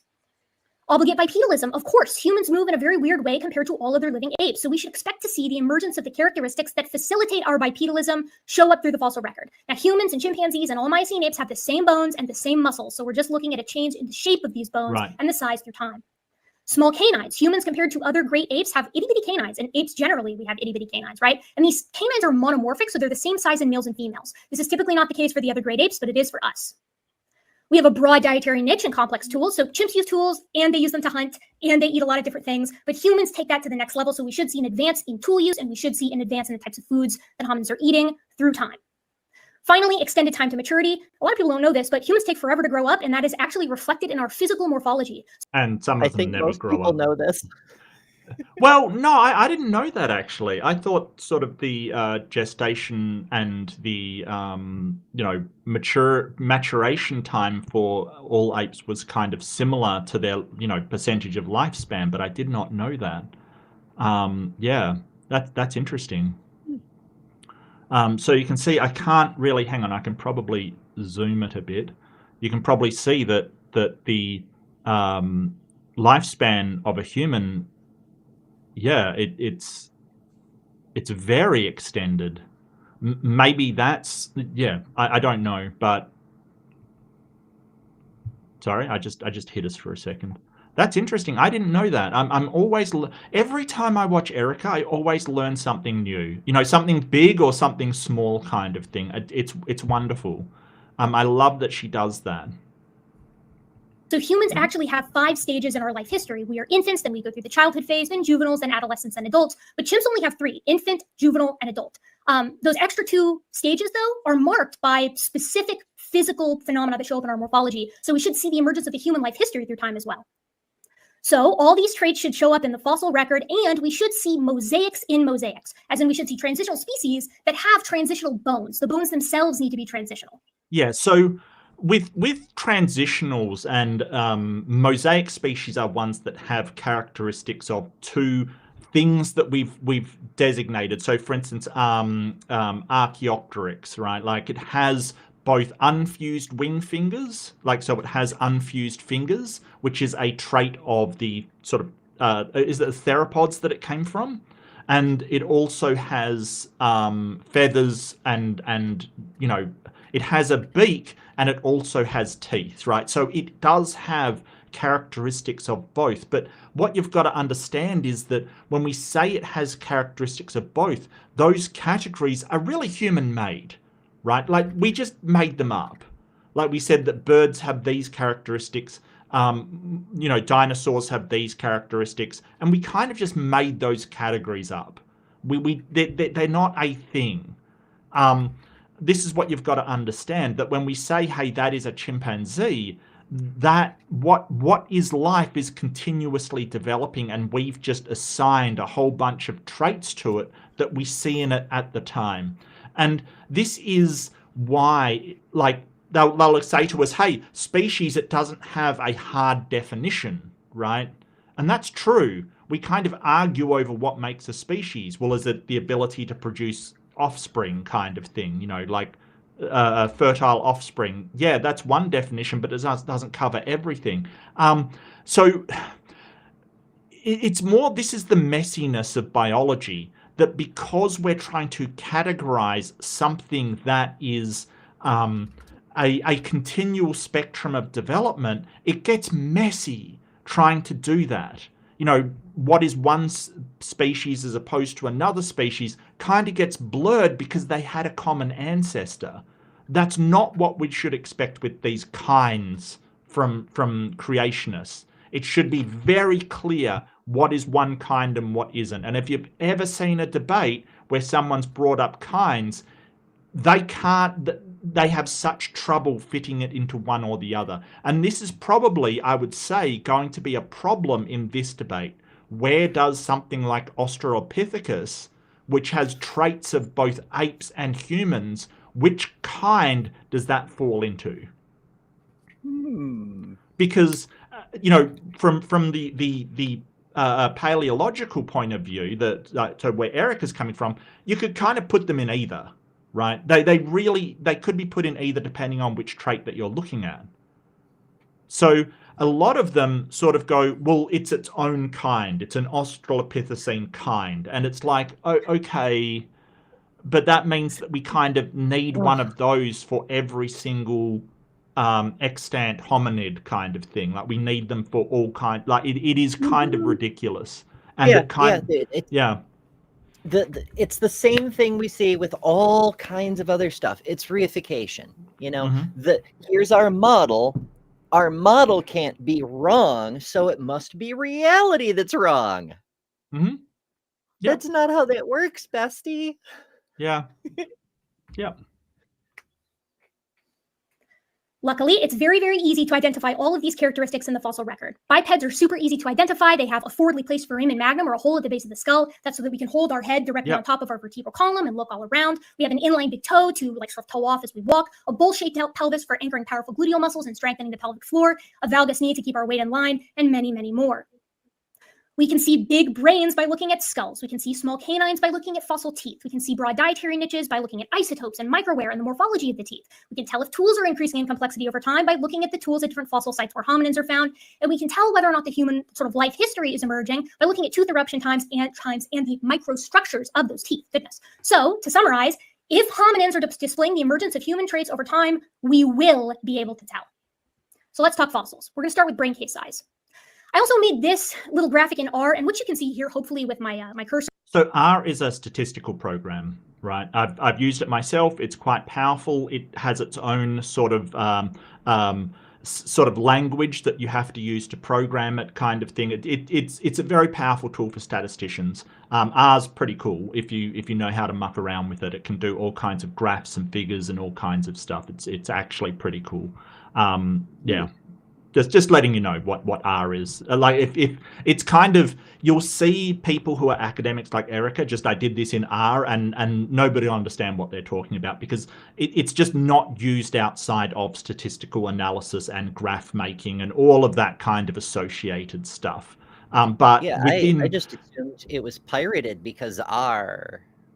R, yeah. No, it's just called R. It's just a statistic program. I learnt about it in Introduction to Statistical Data Analysis, and it has its own sort of language that you use to generate this kind of stuff. But it's fantastic. Just letting you know because people may not know what it is. Yeah, over to the farthest on the left. It's valuable. Because like I just assumed I made it in R. Like I don't know what she means. Does she mean recess? Does she mean? No. It's a program. It's like a brand name, you know. Yeah, it's a very powerful statistical analysis program. But look, part of my job before I came to do sort of YouTube was explaining to people stuff that you've always got to, and this is another tangent. You've always got to keep in mind that people may know, and this is a problem in science. People may not know what you're talking about, that you will throw out something that is obvious to you and all the academics around you and all of the people working beside you. So you don't have to explain what it is. And part of science communication in university is saying, hey, explain this stuff because ordinary people don't understand the terms, right? And don't get me wrong, this is not, look, Erika just mentioned the program. It's not a big deal at all. But, it's important for scientists, if you can't communicate to the public what you mean, it's kind of pointless finding it out, right? Like there's been stuff in the past of people that have been absolutely pivotal in the changes of the way we see the world around us, and they suck at writing it down. Like one guy was described to have books so boring that not even the most interested person in his field could make it through the first chapter. They were that boring, and so he had to work, like somebody actually worked with him to write a book that people could understand. And it was so pivotal. It's just, you've got to be able to tell humanity about it. Unfortunately, That's why there was that comparison in the 17 and 1800s of the natural philosophers basically being like priests, because they speak this language that nobody else can understand, and they can only communicate amongst each other, and they share little bits and dribbles of their wisdom with the common folk. Right. All you need is a weekly service, and it's the same thing from their perspective. Yeah. It's not the same thing. These things have meaning within them, and they mean something when applied to other people. It's just in the past we have focused more on the science than on science communication, and that's a problem. That's definitely a problem. You have a Miocene ape called Rudopithecus. Then in sort of purple or violet above that is Sahelanthropus chilensis, the most primitive hominin that we know of that is considered to be a hominin. But don't get me wrong, Erika's great at science communication. Absolutely fantastic. She explains things very, very well, which is why her videos are so damn long, because she explains a lot. But absolutely fantastic. And then to the far right, you can see a human on the top. That's where we're going towards. And you can see a chimpanzee farther low, marked where their brain case size is at roughly 1,200 cc's and roughly 400 cc's down here. So we should see brain case size increase. Let's see what we see. Next up comes Ardipithecus ramidus at 4.4 million years old. Not much to write home about, mostly just the same as a chimp. But then here come the Australopiths. Members of Australopithecus see an increase in brain case size as we move more recently into the past, and it moves up towards in the direction of humans, right? So they have bigger brain case sizes. This is something that is demonstrably true. And even when we take their body size into account, their brains are still bigger than they should be for an ape like them. I included Paranthropus in here just for my Paranthropus enjoyers, and you can see that there's still an increase. Homo is where things explode, though. You can see when I add in these Homo points, right, that I've got them categorized by early genus Homo down at the bottom, middle genus Homo, which is really like African and Asian Homo erectus, and then later members of genus Homo. And we even see members of Homo getting bigger brains than what we see with modern Homo sapiens. So it might be tempting as a creationist to look at this definitive increase in brain case size in hominins through time to say, well, the ones in green, that's the Australopith kind. And yeah, they may have bigger brains than they should, but they're still a created kind and they're not moving towards humans. But you can't do that because the shape holes overlap. So the highest Australopithecus and Paranthropus brains overlap with the lowest members of genus Homo. Right. So this is where variation within the genus is basically going to show that, hey, it can't be that way. Which, you know, it's like the question of trans people. They have more brain type like the opposite sex, essentially. And they say, well, then shouldn't be able to tell. No, they're overlapping, right? That some people have more like their own sex and some people don't. That's the thing. They're overlapping. It's a wide spectrum. There's a fundamental misunderstanding. There's this idea that there's male brain, female brain, but even cis people, there's a huge range of values for like 30 different traits that we could measure. A person can fall within the standard male deviation and be over here on one thing and over here on another thing. And then there's people who take a cis male again, a handful of values might be all the way over on the far side of the female averages, and they overlap. It's not like they're sharply delineated. Like the boundary for male might be here and the boundary for female might be here. And there's this huge section in the middle where you could be either based on those brain characteristics. It's not points, it's spectrums. Yes. So what we're seeing is an overlap, but generally they are going up. And eventually what you see from the early hominids is that their lower end of that range will all be above the upper end of the Australopithecine range, right? Like, so, you know, the entire lot, it has gotten a larger brain. So we know that this is going up, but there's still variation within it. Just as we, you know, generally are getting smarter, but there's still variation within that, you know, and we still have people that aren't as intelligent as others. But you're going to be more intelligent than the smartest Australopithecine. And the lowest members of early genus Homo overlap with the earliest members of Homo erectus, African and Asian, and so on and so forth as you move through the hominin fossil record, showing us that yes, in fact, brain case is increasing through time, and yes, in fact, they overlap the entire time by genus. And as I said earlier, so this is just the averages pointed out within there, which is fantastic. This is a really powerful program.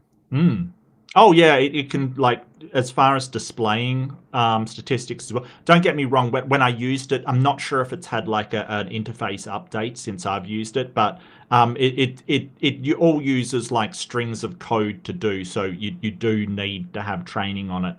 It might have got a better user interface in the meanwhile though, but incredibly powerful, incredibly so. Even when you take body size into account. So what I've charted here is the encephalization quotient against time. You still see that same old increase. So do we see large brains emerge through time in the hominin fossil record as evolution predicts? Yes, we do. What about bipedalism?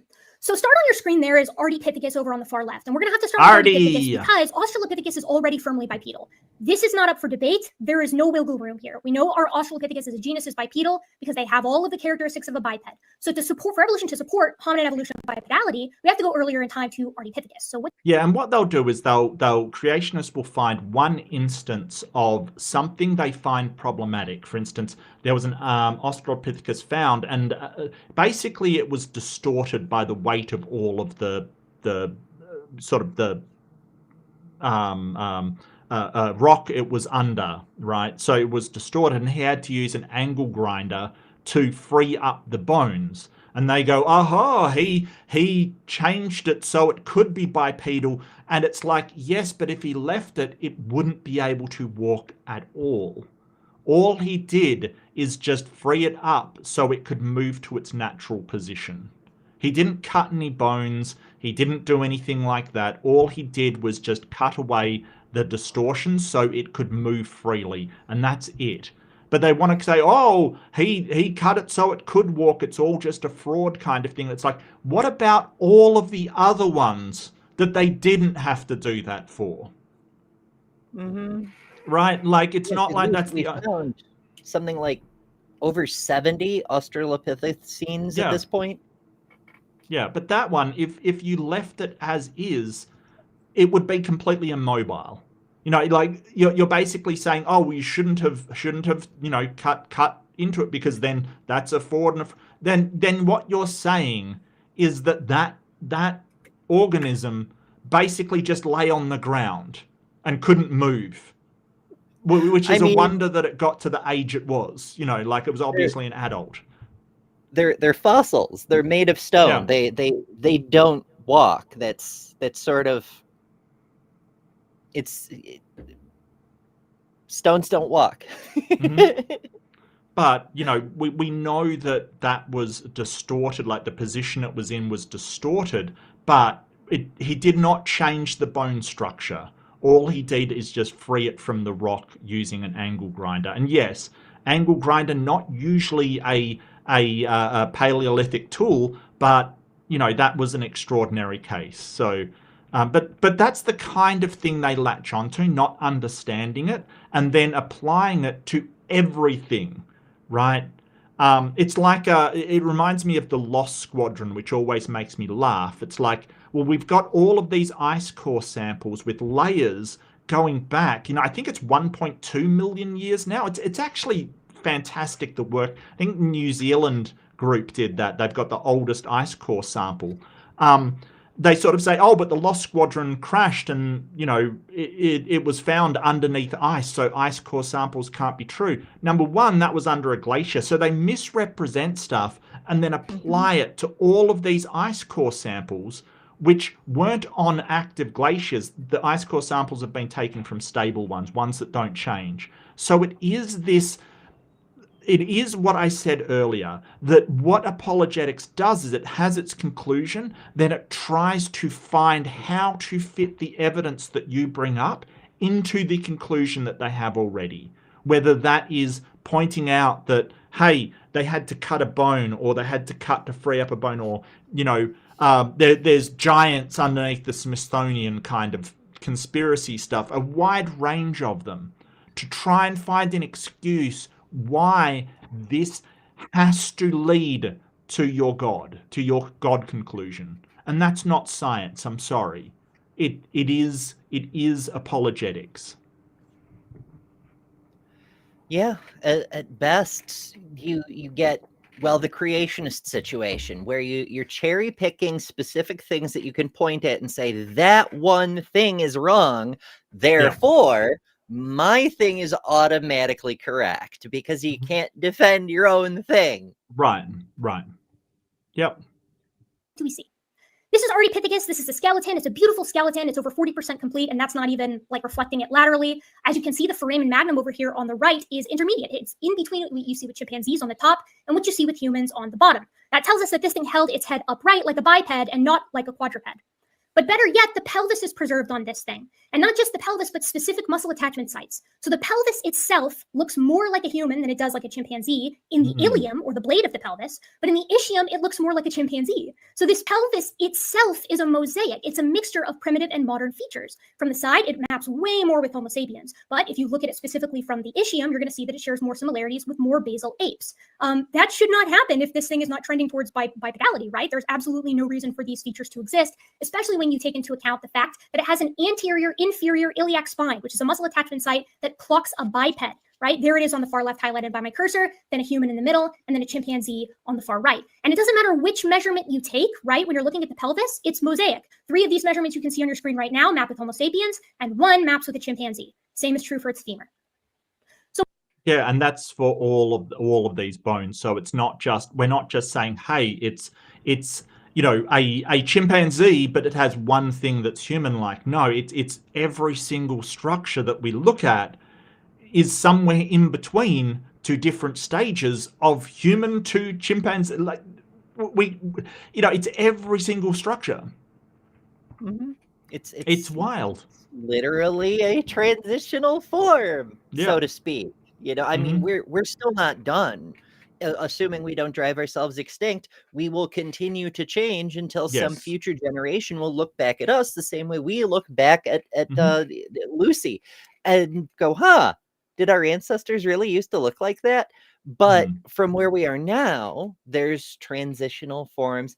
I just worry that Erika may be presenting this in a little too encapsulated form, and it might be going right over people's heads. Because of the time limit, she has to, but a lot of the specific points she's making might not be taking root. Right. Yeah. We know Ardipithecus was at least partially bipedal some of the time because its body was upright and it couldn't have held its head like a chimpanzee could because its foramen magnum is too far forward and its pelvis is too derived towards strengthening the pelvic floor and the glutes and things of that nature. What about Australopithecus? Is it a biped? Yes, it's bipedal. Now, I told Jerry this before we talked, but I've watched a lot of his content, and I'm gonna bust him here.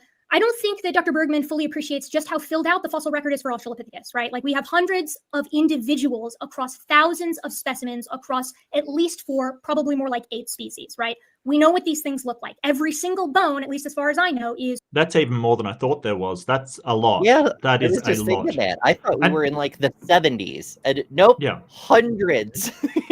Yeah, but the thing is, they'll go, oh, but some of them are just pieces of bone. It's like, yes, but some of them are almost complete skeletons. And they'll say, oh, Lucy was only sort of 80% complete. And, you know, that you can't get a thing. Well, you can tell a lot from 80%. And there's other fossils of the same species. I mean, Littlefoot is the most complete one that we've found. It's not Lucy. It's just that was the first one found. Yeah. I mean, they love to point at Lucy and go, oh, well, you can't prove she was bipedal because there's no feet. Littlefoot literally has feet, hence the name.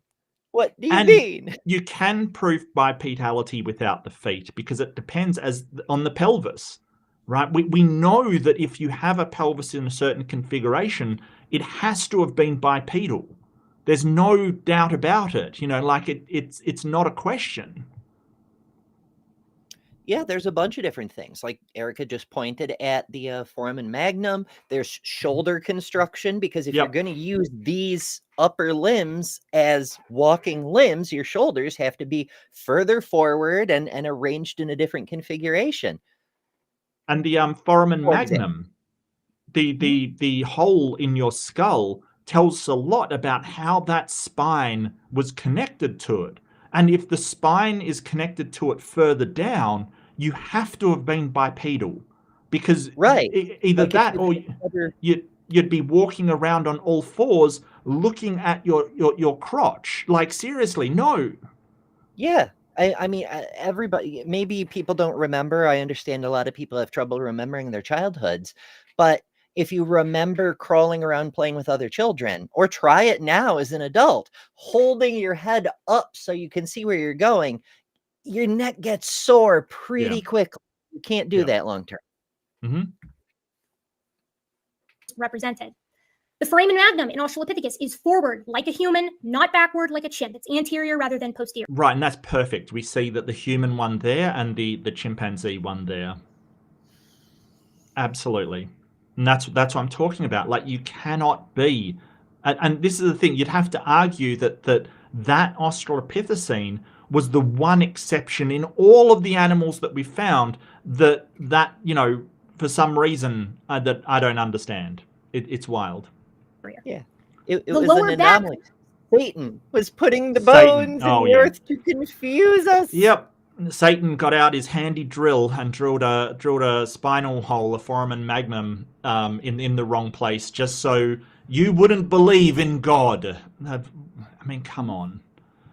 The lumbar lordosis looks like a human. You can see in this chart, there's Australopithecus right there, more like a human than like a non-human ape. And it has the human number of thoracic vertebrae. And we know that because this spine was preserved coming out of the head of the Australopith that it was preserved with, of its head, of its owner. The pelvis is unambiguously human-like. There is no getting around this. This is a drawing that shows the comparative picture with the chimpanzee in A, B is Lucy, and then C and D are a female and male human. But when you look over here to the right, you can see 3 fossils, and then at the bottom, a human and a chimpanzee pelvis. Their pelvis is that of a biped, full stop. And it's not just a biped, it's a human-like biped. It's moving in the direction towards later members of genus Homo. Not exactly like genus Homo, but towards them. And if you prefer numbers, you can do a canonical varied analysis here, as Crompton et al. Did in 2024. And you can see that all the apes that exist today that aren't humans are over here on the left, and all the Australopiths lump with the humans in orange, right? Their pelvises look like those, their pelvises look like those of humans. And who's this one in the middle spanning the gap? It's Ardipithecus ramidus from earlier, our transitional pelvis hominid. So yes, they are bipedal, full stop. Moving on to the femur, same situation, right? The distribution of cortical bone in the femora of all Australopiths look like that of humans, having more distribution on the lower portion of the femoral neck. This is because that's where the weight is being borne, right? If you're upright, you need to have a really strong femoral neck on the bottom. There's a lot of strain there. They also have a valgus knee like a human to keep their weight in a singular column as they move. Lots of people like to talk about how there's no feet for Lucy. There's a toe for Lucy. There's no feet for Lucy because Lucy is one specimen. We have feet for Australopithecus, the genus. And my favorite one to point out is this middle one here, STW573, belonging to Australopithecus africanus, or our most complete Australopith specimen. And it has an inline big toe like a human, you guys, right? Like Australopithecus had feet that looked like human feet. You can look at the fourth metacarpal or metatarsal here, over here on the left to see that again. But I think the big toe fossil shows it best. And of course, we have their footprints as well. They look like human footprints if you don't run any analyses on them. I mean, she is absolutely slaying it. I don't know.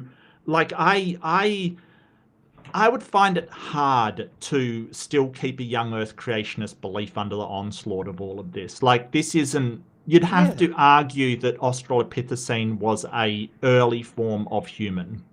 But then the question comes: why does it have so many characteristics of one of an ape, or like a chimpanzee, basically? Like, it just is.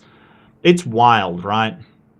Oh yeah, this is masterful. It's like you set up the creationist armor of God or whatever, and Erika walks in with a rapier and just voop, voop, voop, right between all the slits in the armor at the most vulnerable point. Because say what you will about radioactive decay and limestone hardening and all the other things, the main issue for the creationists is human evolution. Because if humans evolved, then we're not God's special critters. You know? Yeah. That's the main thing for them. They don't really care if the world is 4.5 billion years old or whatever. It's they have to be special because the book says so. Yeah. And if you take that away from them, and that's what Erika's doing, she's just nailing every single target. Well, and evolution is responsible for a lot of deconversions, because it's sort of like, well, if the book's not true, then what do I have? If there was no fall, if the Garden of Eden didn't exist, then there's no original sin. No original sin, you don't need Jesus anymore, right? So that's the thing. And philosophically speaking, it's kind of like, I've lost my train of thought. But yeah, I totally agree with you, Ember. I absolutely agree. It's just,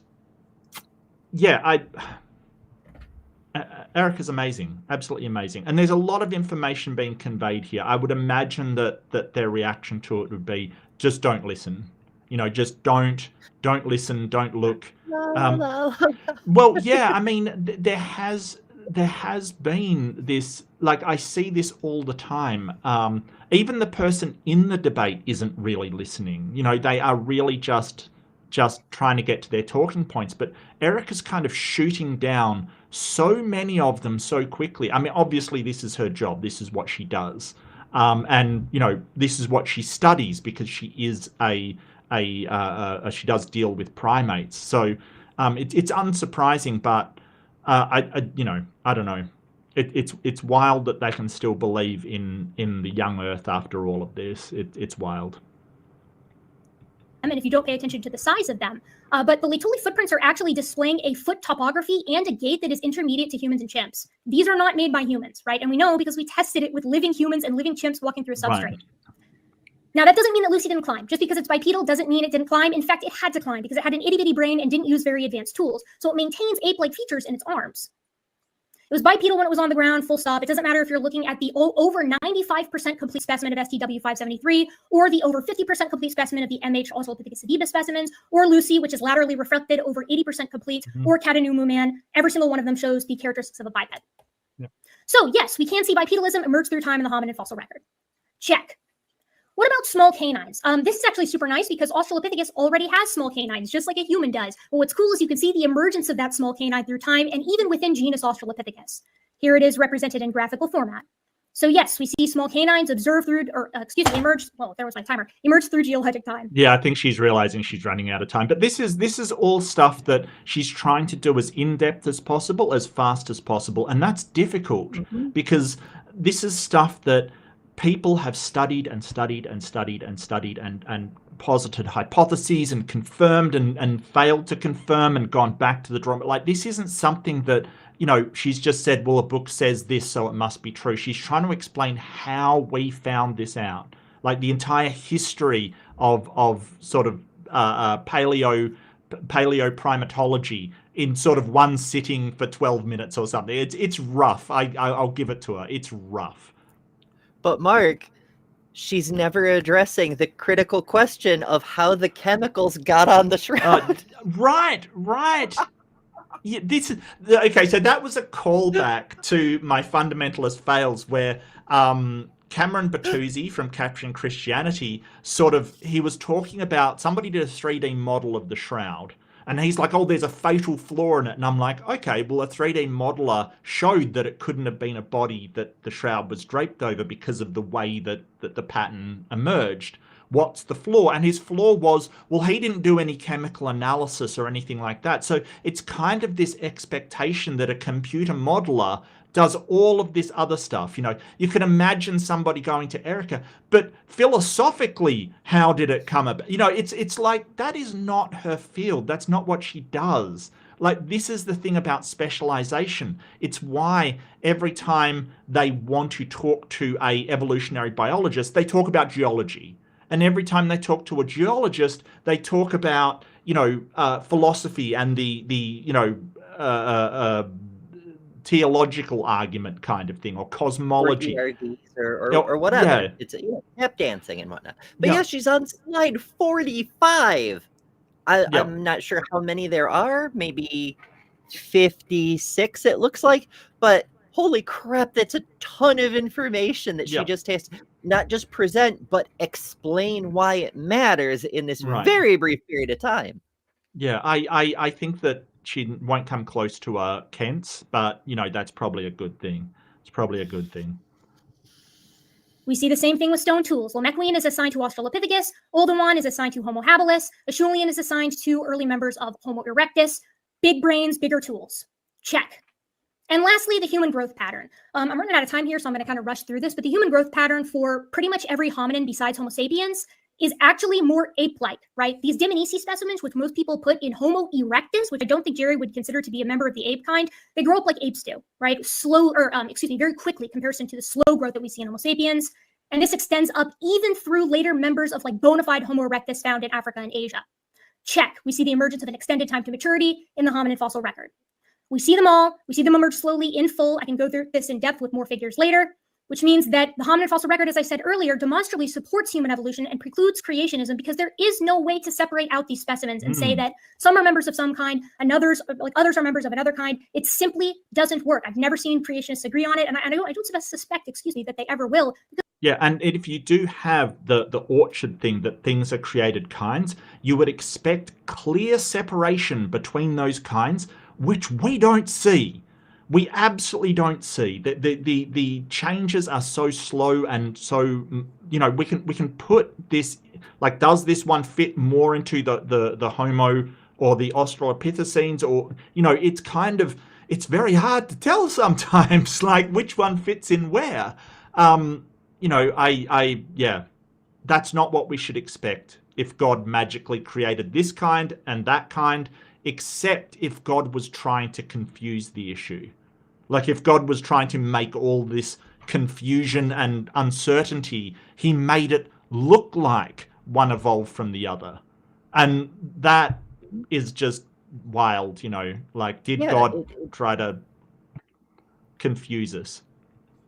Yeah, it fundamentally, it's you could conceptualize it like an analogy. Like you've got a seed, an acorn, say, and you've got a full-grown oak tree, and the creationists are saying, well, these are clearly different things. Right, There's right. no connection between these.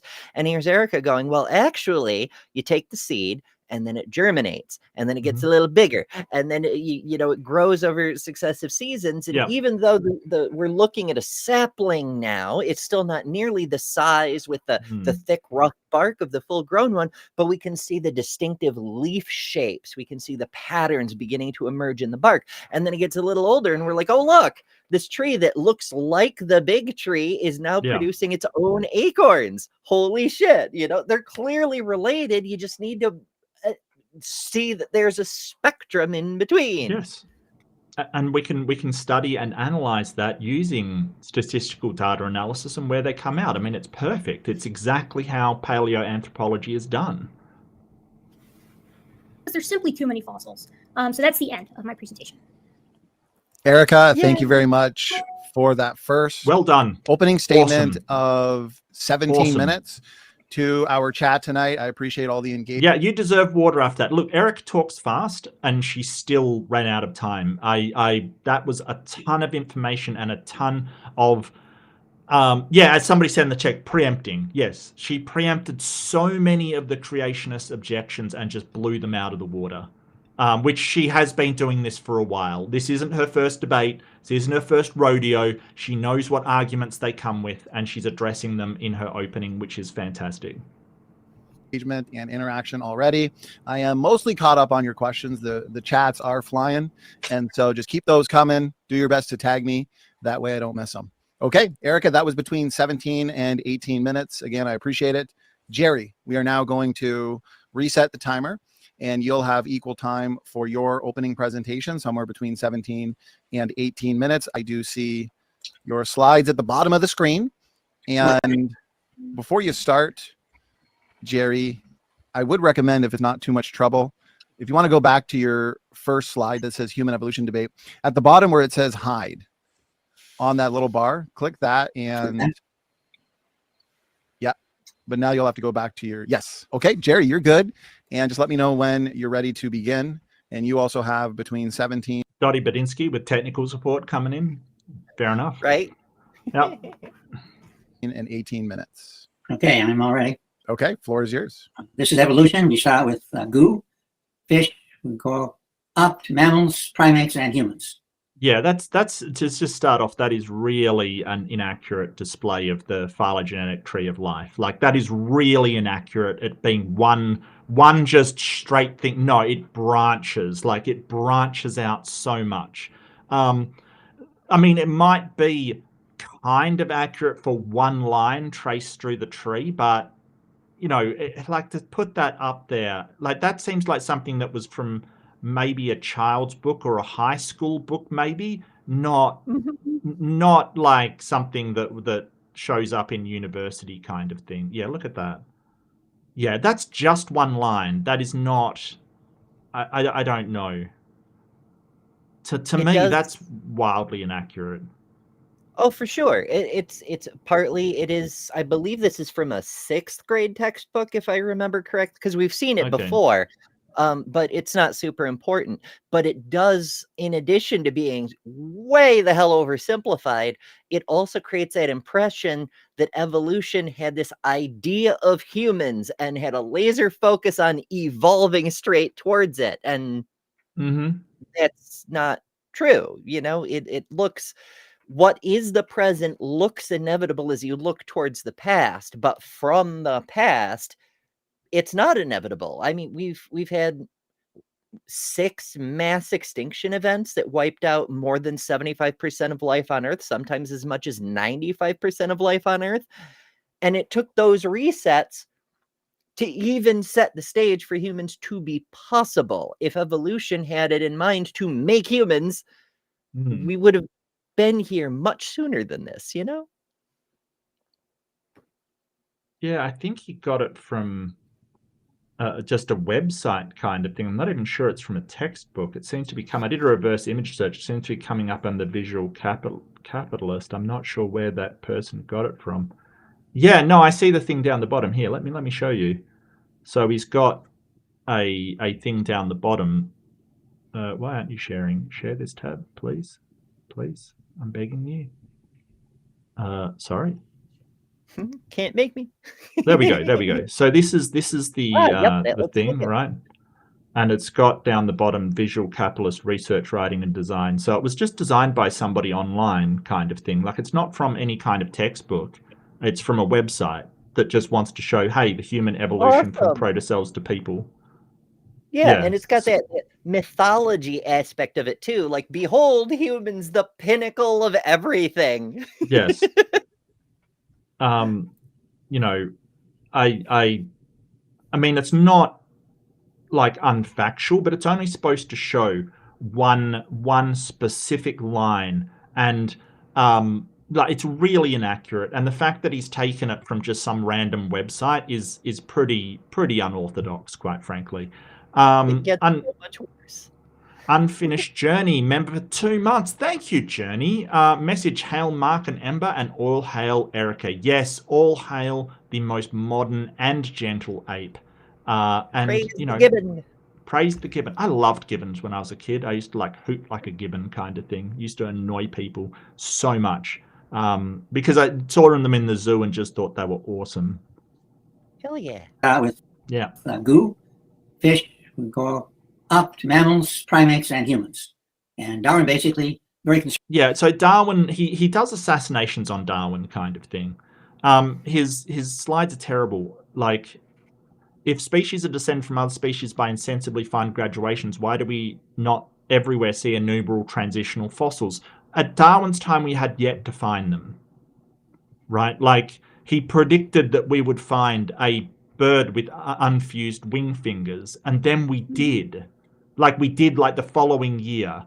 It's just, it was so old and ages ago that we had found fossils, we just didn't know they were transitional species, or we didn't know what they were. Why don't we find them embedded in countless numbers?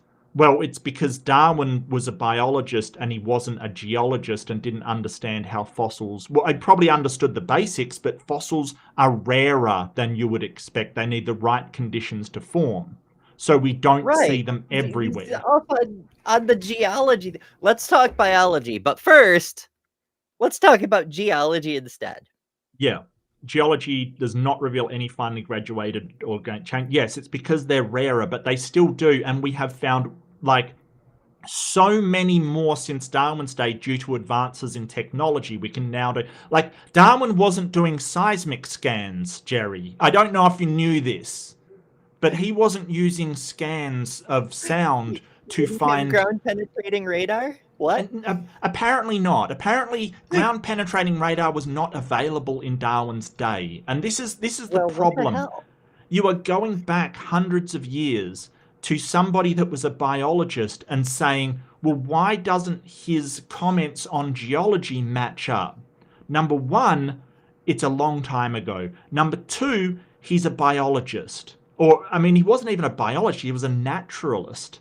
He wasn't even, like, you know, science hadn't gotten started by then. So this is really just absolutely pathetic. Just pathetic. You might as well write, how come Darwin didn't know about DNA? It's like, dude. Concerned about the fossil record, didn't find much evidence at all. Of course, one could argue, well, today we have a lot more evidence. Yeah. Let's look at the... Yeah, congratulations. You just debunked yourself. Congratulations. Yeah, good job. Yeah, good job. I could have just let him talk and he would have debunked it. Extinct races of ape-like man. Okay. So you're saying they're men. You're saying the one on the left is a man. Okay. Is that what Adam looked like? Maybe I that's... don't know. Oh, no, never mind. That's a whole other... Yeah. Oh, goodness. Past claims. In 1925, and I'm aware of this because I did a book on the Scopes trial, and the evidence presented at the Scopes trial was this: Java man, Piltdown man, Neanderthals, and Cro-Magnon. And this was widely shown in the textbooks. I collect old biology textbooks, and from this evidence, they concluded that evolution is fact. It is true. Well, I mean, Scope's monkey trial was ages ago, and Piltdown was a fake, basically. So is that where he's going? Presented. Yes, if it's basically, yeah. Oh, these examples, they include forgeries and things, but like, first of all, science lost the Scopes monkey trial. It wasn't established in fact through law, right? It got the controversy famous. Yeah. But it didn't actually make a change in the law. In fact, teaching evolutionism was still illegal in many states until fairly recently. I think the majority of states didn't switch over until the 1960s, which by pure coincidence is when the creationist movement as a political entity really got going. But I'm sure those aren't related. Yeah, so Scopes was fined. I don't know what was the outcome. It was a appeal to the Supreme Court. But it really put on display the amount that religion was trying to inform science wrongly. Like it was actually trying to delve into an area where it had no business delving into. Yeah, and in fact, this it's top of mind because it just came up earlier today. Godless Granny had our friend and yours, J.L. Warren, on to discuss things, and he was talking about how we've seen from the Scopes monkey trial how religion has tried to insert itself into secular society for over 100 years, but really it goes deeper than that, because do remember the United States fought a civil war over slavery. Yep. And the reason it came to a war is because one side says the Bible says slavery is legal. Who are we secular folk to say otherwise? Yeah, and they say that it didn't have anything to do with the Bible, and there was abolitionists who were Christians, sure, but the sort of the declaration of war of the Confederacy actually said that it was their God-given right to have slaves. Like they literally quoted a religious basis for slavery as being one of the factors. So it's wild. It's absolutely wild.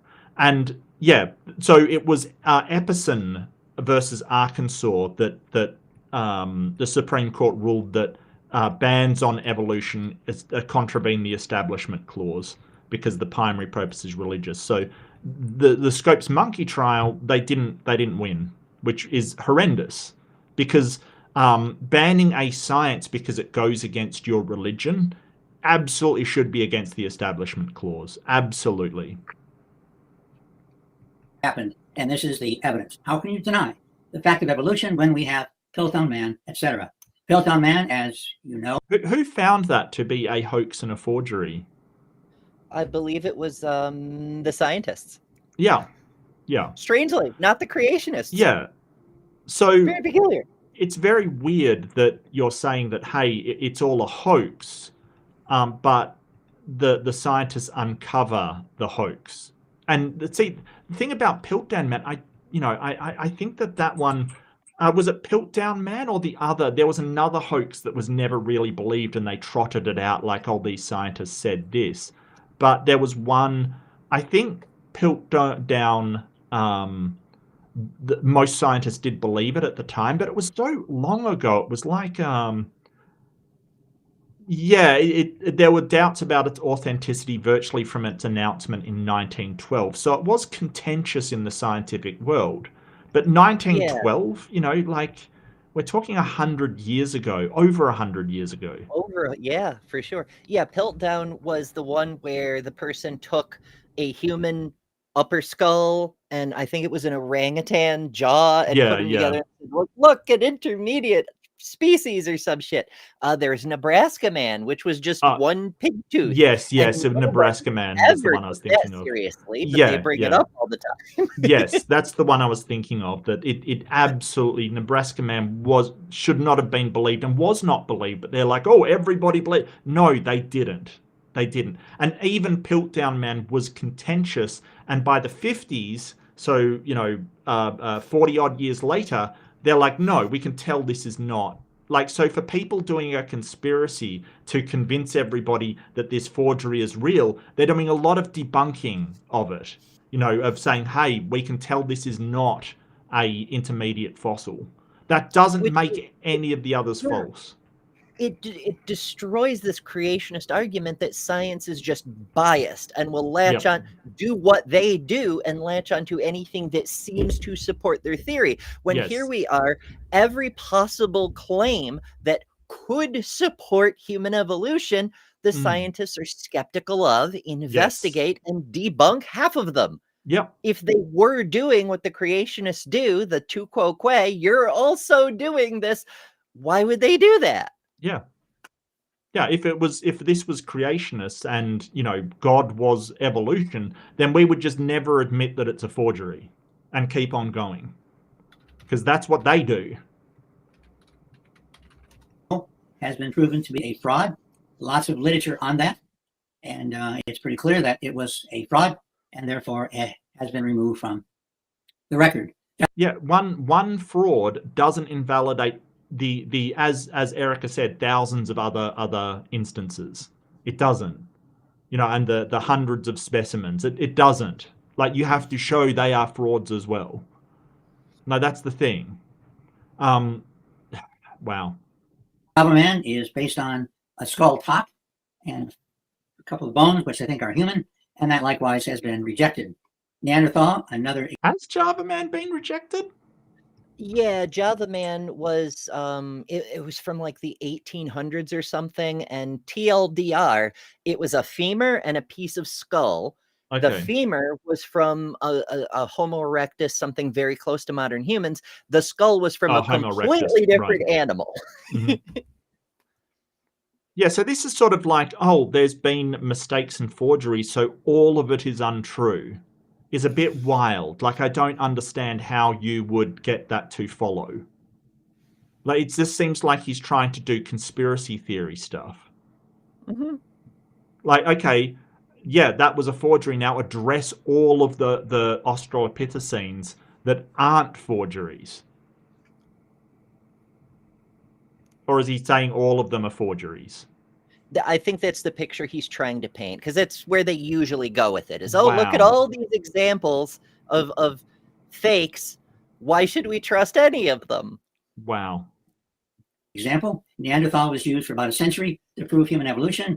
And here we have in the Neanderthal Museum, we have a Neanderthal all dressed up and nowhere to go. And yeah, that doesn't look like a human, though. I'll say that right now.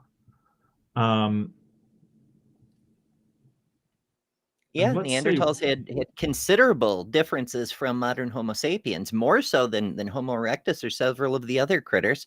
We may have been biocompatible. There's running hypotheses and theories and whatnot that a certain amount of European people have a small percentage of Neanderthal DNA, whatever the case may be. Maybe yes, maybe no. It's not super important. The point is there were physiological differences, like differences in brain case size, differences in femur length, so on and so forth. They were a distinct species. Yeah.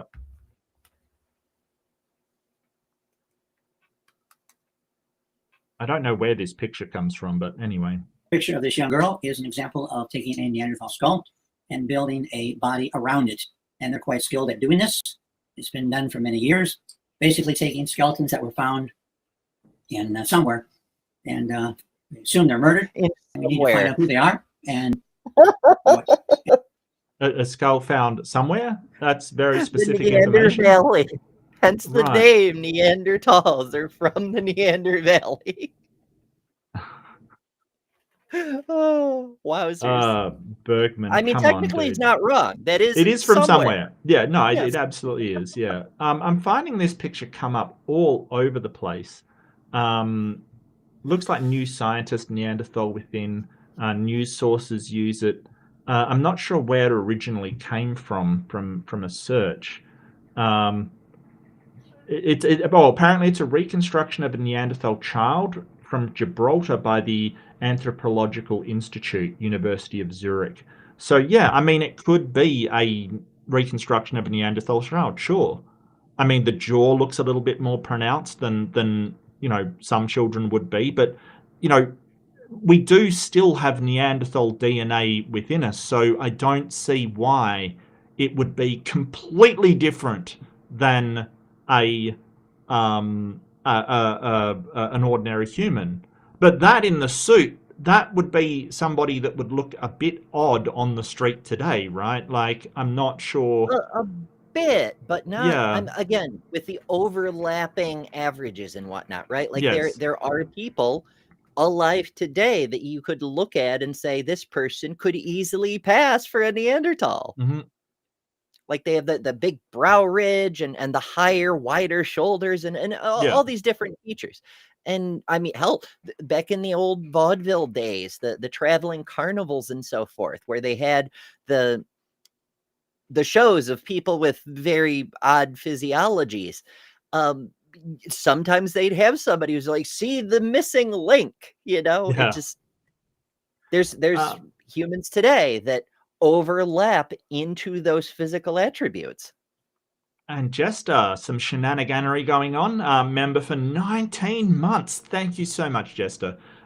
If you want to look at forgeries, medieval Christianity. Oh yeah. I did a thing about the Shroud of Turin on Friday. It's 14th century to be specific. Yep. Also in France, coincidentally.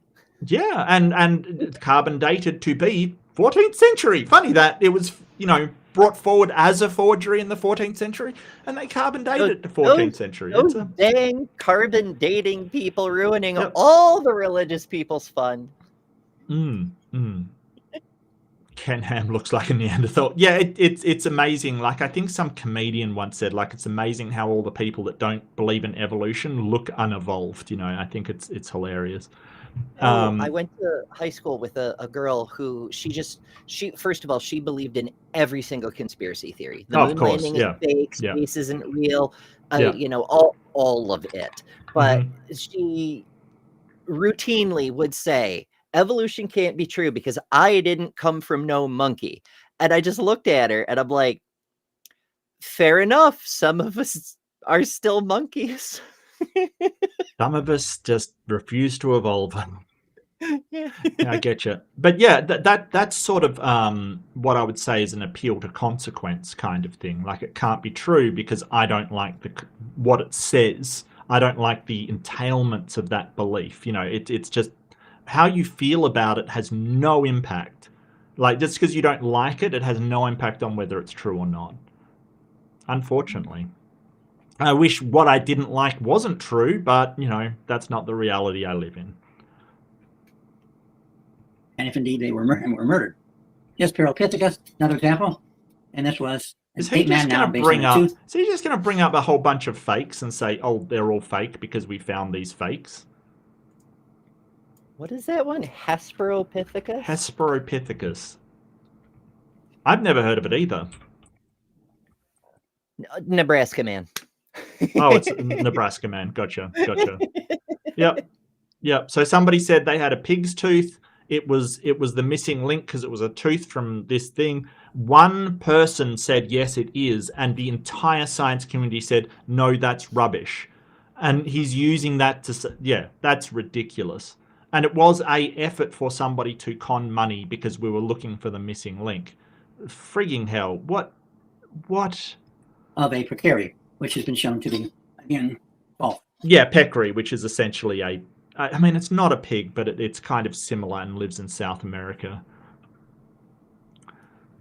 How about Cro-Magnon? Well, this is a good example of New Scientist. It could be you. Cro-Magnon skulls look just like our own. I don't think that looks exactly like a Homo sapiens skull. Isn't the brow a bit low and pronounced? Yeah, like the proportions are sort of like a child's skull, except for Yeah. the very adult brow ridge. And the orbitals Yeah. are off. But yeah, I mean, I could see it as like a Walmart Halloween decoration version of a human skull. It's in the ballpark.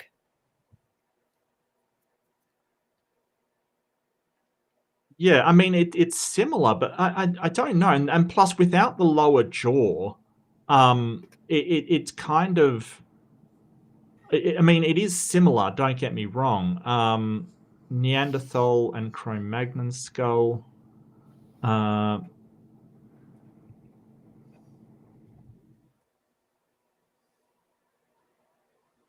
Well, Cro-Magnon is sort of an archaic term. We don't really use that anymore.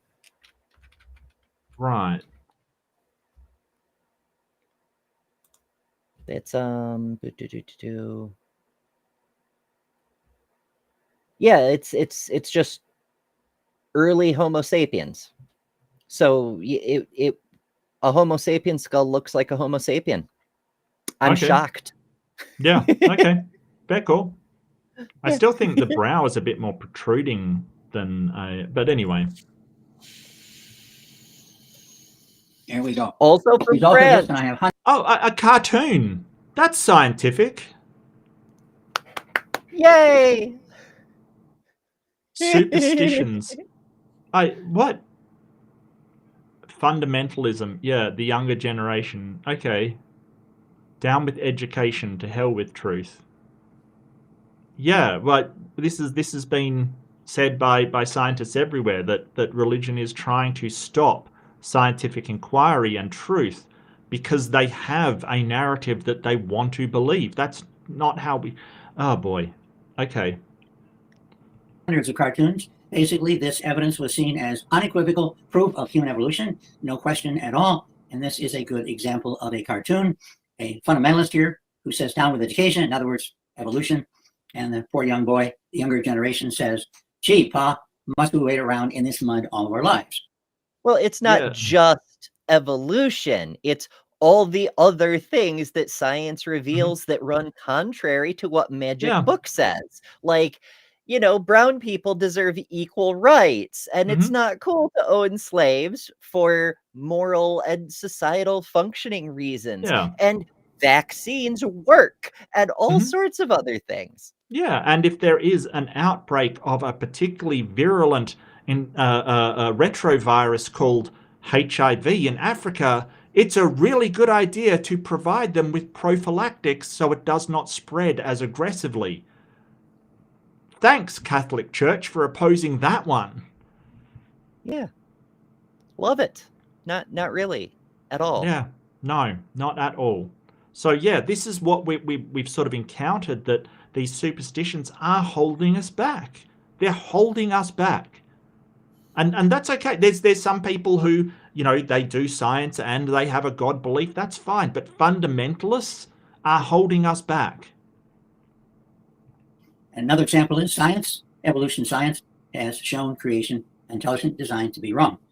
Indeed, what we have seen from this evidence is that all of the evidence. Well, he probably doesn't like Pope Francis then. But yeah, even the popes have had to say, well, evolution is true. They've acknowledged it. They've had to. Because, you know, there are so many Catholics that have gone, well, this is overwhelming evidence that evolution is true. It's just the fundamentalists that don't like it. And we've got to remember they're a tiny minority. They really are. But they're trying to teach their batshit crazy ideas in schools. Because they think as long as they can convince students, then it'll all be fine. But the problem is that they can't actually show that evolution is false. They can't do it. They have to rely on indoctrination. Yeah. Which is what they want to do. It's just, I wonder what point he's getting at with here. Like, you can set up this situation where, like, science is opposed to creationism. Okay, great. And maybe there's a thread running through the social discourse that is very anti-science. Right. Fine. But how does that prove what you are arguing is correct? No, it doesn't. It doesn't. Yeah, and Robin's right. Still no mention of the fossil record. Yeah, I don't know if you'll actually get to the hominid fossil record, but, you know, all of this is just conspiracy theory so far. Oh, it's a conspiracy. Yeah, the powers that be are out to get us because we have the truth. Yep. Used for probably from 1880, I guess, to about 1950 or so, has been refuted. That's the history. And in this book I did with Peter Lime. Buy my DVDs.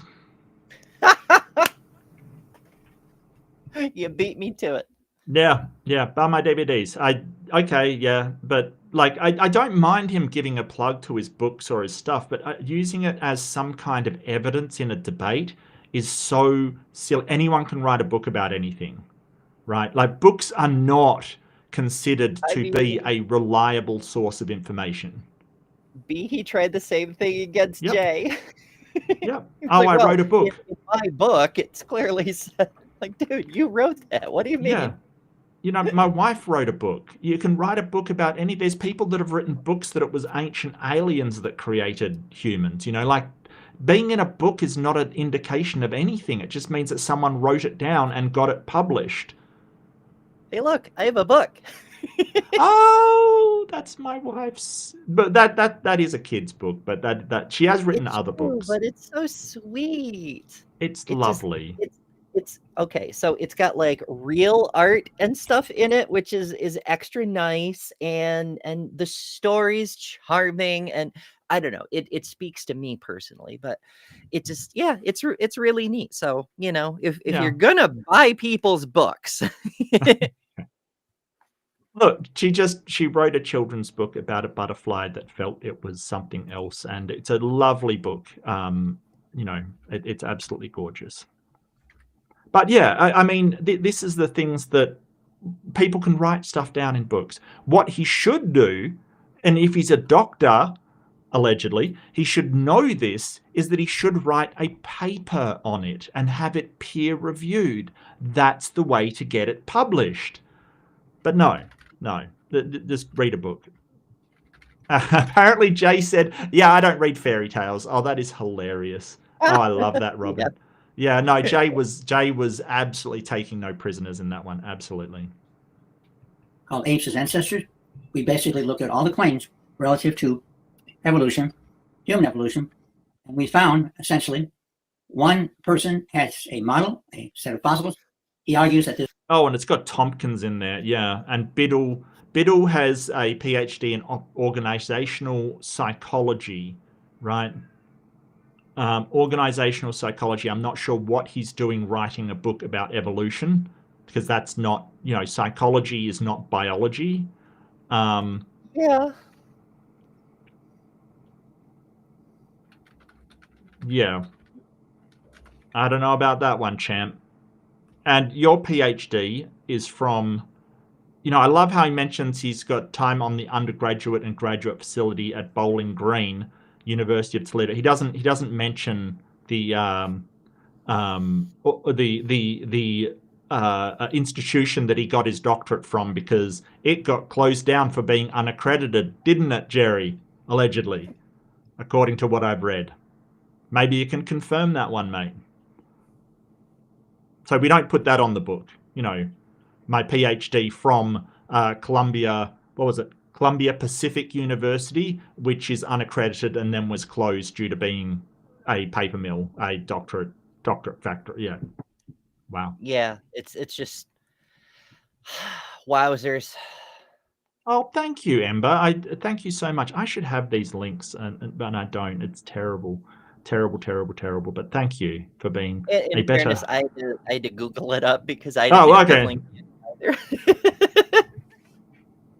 I'm just like, hold on, I can find it. I know it's around here somewhere. Yeah.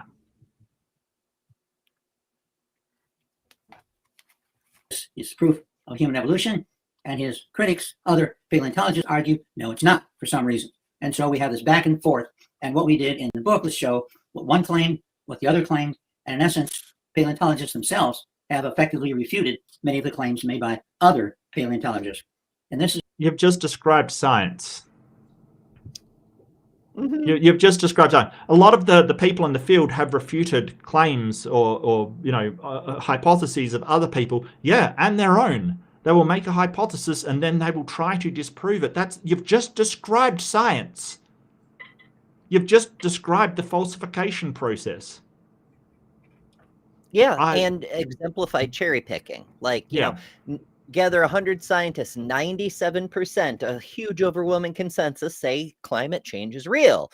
Mhm. And Jerry here will take one of the three who says no and be like, see, this one guy says otherwise. So the whole thing is nonsense. Mm-hmm. You will always find fringe people that will have ideas that are not the standard ideas. And if it is true, they will eventually get published and they will change the way we look at things, like Mary Schweitzer, for instance. But, you know, this whole thing that all of evolution is true because they have disagreements on things. No, that's not how anything works. Yeah, and none of it proves creationism Right. is true. It's still just nitpicking at the other claim. I mean, they'll never even take, like, if you hold up one of those climate deniers as the voice of the true science, they'll only use them for that purpose. They won't ever talk about the other things they believe. Like, oh, but also windmills cause cancer. They'll never talk about that, you know? Well, I mean, the last one that I saw, like, they mentioned an evolutionary biologist and said, oh, they disagree with a lot of other evolutionary biologists. Like, yes, but they disagree on endosymbiosis, not evolution. Like, you're saying, hey, because there's disagreements within specific things of the field, it's all wrong. No, they fully support evolution. They just say that endosymbiosis has had a greater role to play, and that's disagreed on in the field. How does that not prove evolution? Like, they're having an argument about the mechanics of it, not that it didn't happen.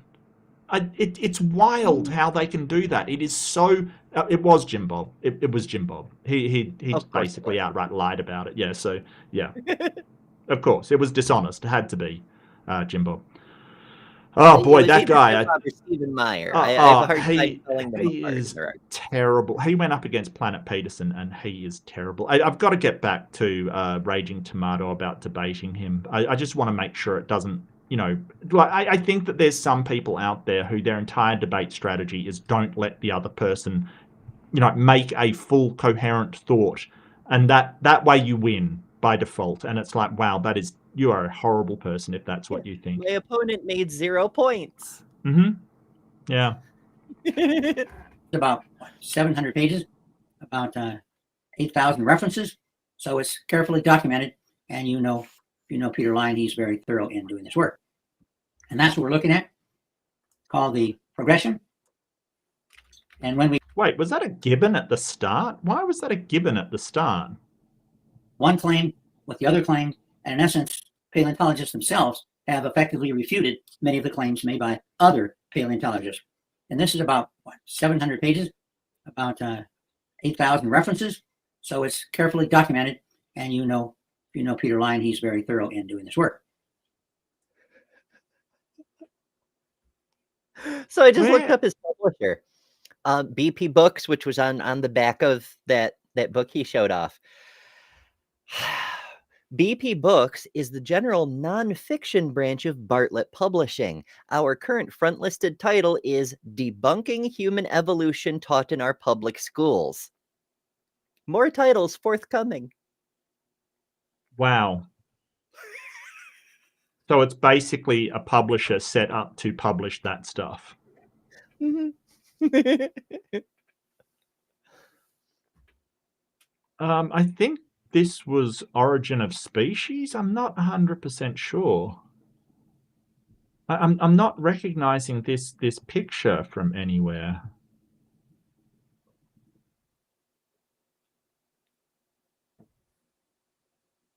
I don't know. Oh well. I can't see enough of the text. It's probably not super important. I mean, we could take apart every single image he presents, even though most of them appear to be cartoons, but Yeah. And that's what we're looking at. It's called the progression. And when we compare now, by and large, in the fossil record, what we find is bones. There's not much evidence of soft tissue, primarily bones. And when we look at the skeleton of man, yeah, skeletons tend to be made of bones. Yep.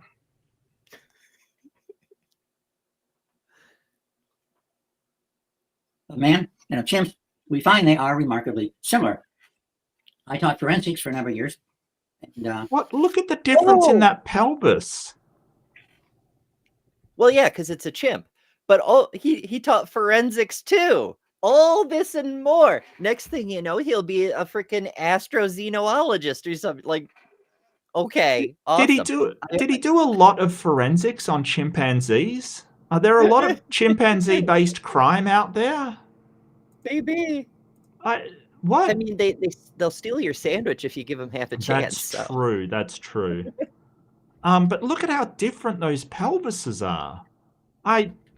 He's saying they're so similar. It's like, well, yeah. I mean that's true, but there are some marked differences between that show us bipedality, for instance, like Erika was talking about. She's already completely destroyed this talking point.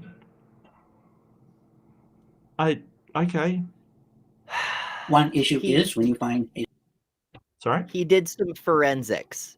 Oh, yeah, what forensics. He means is he wrote a book called Fossil Forensics, separating fact from fantasy. And it's about creationism. It's published by ICR, for fuck's sake. Oh no. Oh no. Wowzers. And this is the thing, like they have these religious-based institutions publishing their stuff, so, like, not to make money, but so they can say, hey, my book, I did this kind of thing. I mean, I'm sure he makes money because they've got a ready audience for it. But, you know, publishing a book does not mean that anything in that book is true. You've got to, you know, reference something that is credible, not just your own book. This is wild. Yeah, it's freaking, it's, oh my goodness. Like, this is a thing that they actually teach you at like the basic level of a media training when you want to become a public speaker. They say, write a book, self-publish it on Amazon. No one cares because no one checks, but now you're a published author. Yeah. You're an expert on whatever the fuck your subject is because you wrote a book on it. To determine, was a skeleton human or primate? And that is not as easy as one might think. And why not? Why not? If it is created kinds, why isn't it easy?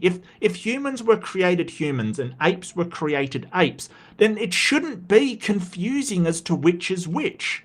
So he's like, oh, it's not as easy as it seems. Well, why not?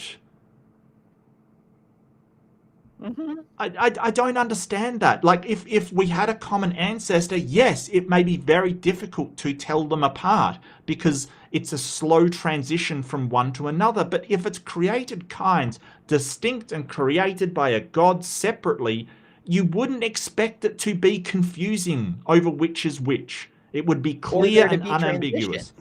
Because why would they even be there? Right. If the things already existed in their current forms, there's just, and the only reason to oppose it, because there's so many theists and of every type, including Christians, including fundamentalist Christians who have no problem with evolution. They just go, that's the way God did it. Right. The only reason to oppose it is to uphold that narrative that humans are created special. Yeah. That's the whole motive behind the motivated reasoning.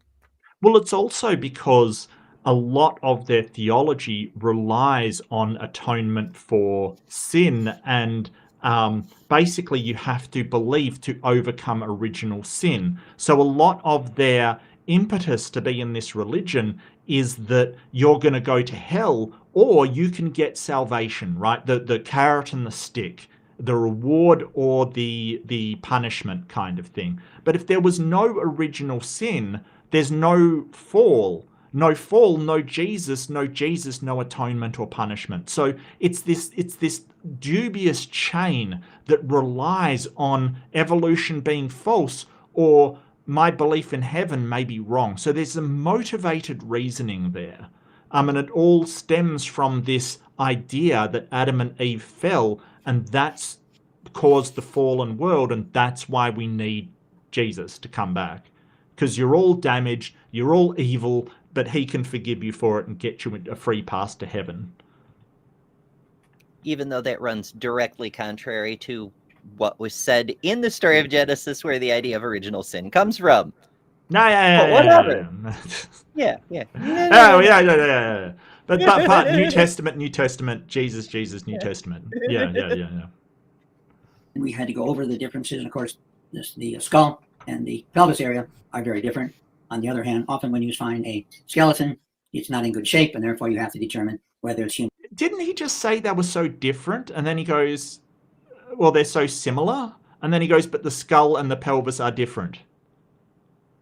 Yeah. I mean, you can almost have similarities and differences both. It's almost like it's a mosaic. Like it has some differences and some similarities. It's almost like exactly what Erika said. I bet if you compare humans and chimps and zebras, you'll see the chimps are very similar to the humans compared to the zebras. I agree.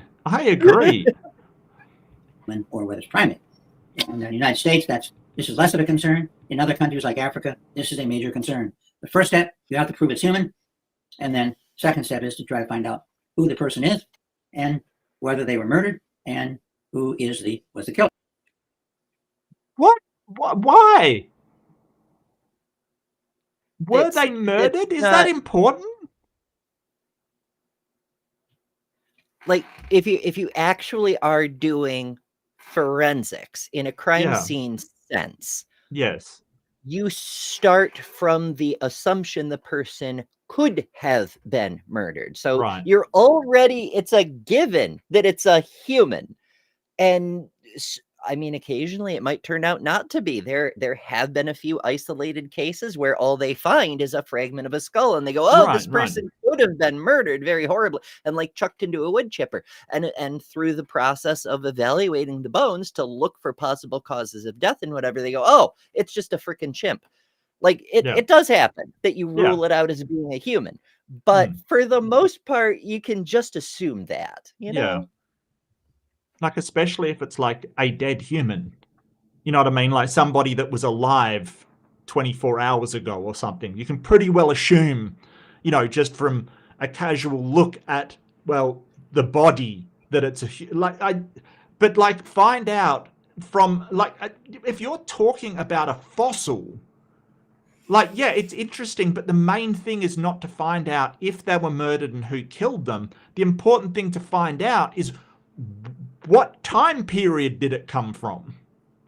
Right? Like what kind of fossil it is. Like, sure, yeah, find out if it's human, but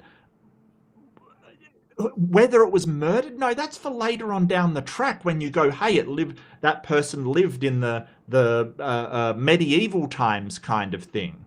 Like, you know, after that sort of stuff. We don't assume these ancient fossils are murder victims. Like, why would we do that? Like, I'm sure there was murder amongst the proto-humans, but like, just to say, oh, well, this skeleton was preserved, which means an ancient mobster gave them cement shoes and dumped them in a bog because it needs to be in a bog for the bones to be preserved well enough to fossilize. Like, what do you mean? Is he talking about, like, first you find out if they were murdered, and if they were, that's Abel, and then you're looking for Cain. Jerry, what are you doing? Maybe he's checking every skeleton to see if he can identify the remains of Abel to prove the Bible is true. At this point in my YouTube journey, nothing would surprise. That would not actually surprise me, to be honest with you. Another example, making more comparisons. And they point out here the comparisons are such where there are differences, but many of the bones are very, very similar. Yeah. Feet are different, of course, pelvis and the skull, but on the other hand, it's not always easy, unless you're an expert, not always easy to tell whether the bone is from a chimp or a human. Okay, we share the same bones. Shapes and sizes differ, though, but 98% the same is what we taught when I taught forensics. So they are very similar. And again, there are differences, but you have to be an expert to determine those. For fuck's Differences. sake, that's not... I promise you, there is no part of any forensics course in any reputable university where they say, hey, by the way, human bones and chimp bones are 98% similar. It just doesn't come up ever. Yeah. Yeah. Because if you suspect it may be some kind of animal, you would see somebody that deals with animal bones, not human bones. Like, okay. Is he just pointing out, hey, there's differences between us and chimps, so we can't be related? I think he's trying to say there's similarities between us and chimps, so we can't be sure whether any of these bones are actually not humans. But it's I mean, I could be speculating. His presentation's a little confused. So it is very. I hope he gets to the point. Primarily, we're adapted for bipedalism, and the foramen magnum, of course, is apparently we're adapted for he's like talking about the adapted part, not the bipedalism. So I'm like, yeah, but we definitely are bipedal. I don't know if you know this, Jerry. I work upright, and so do you, and so do all other Homo sapiens. As far as I know. I mean, there's a few people with certain abnormalities where they adapt to use their upper limbs as forelimbs for whatever reason. But they're not indicative of the genotype. You know, they're really outliers. So I'm not counting that. But you know, apparently adapted for bipedalism. I dislike that. Different position to allow our head to hold up high. The problem is you've got a skeleton, in this case you have a skull here, and from that skull, they sent that skull to different artists, and you can see the 4 different drawings they ended up producing from that one skull. And that's called, I presented this to one paleontologist, and he said, well, artistic license. We have to, obviously, we have skulls, we have bones, we have to... Yeah, most of the difference is actually with how much hair they've got, which a skull doesn't tell you that, famously. Does not tell you how much hair they have on them. Like, it is the facial structure that they're trying to draw, and they have to take liberties because, like, you do not have the lower jaw.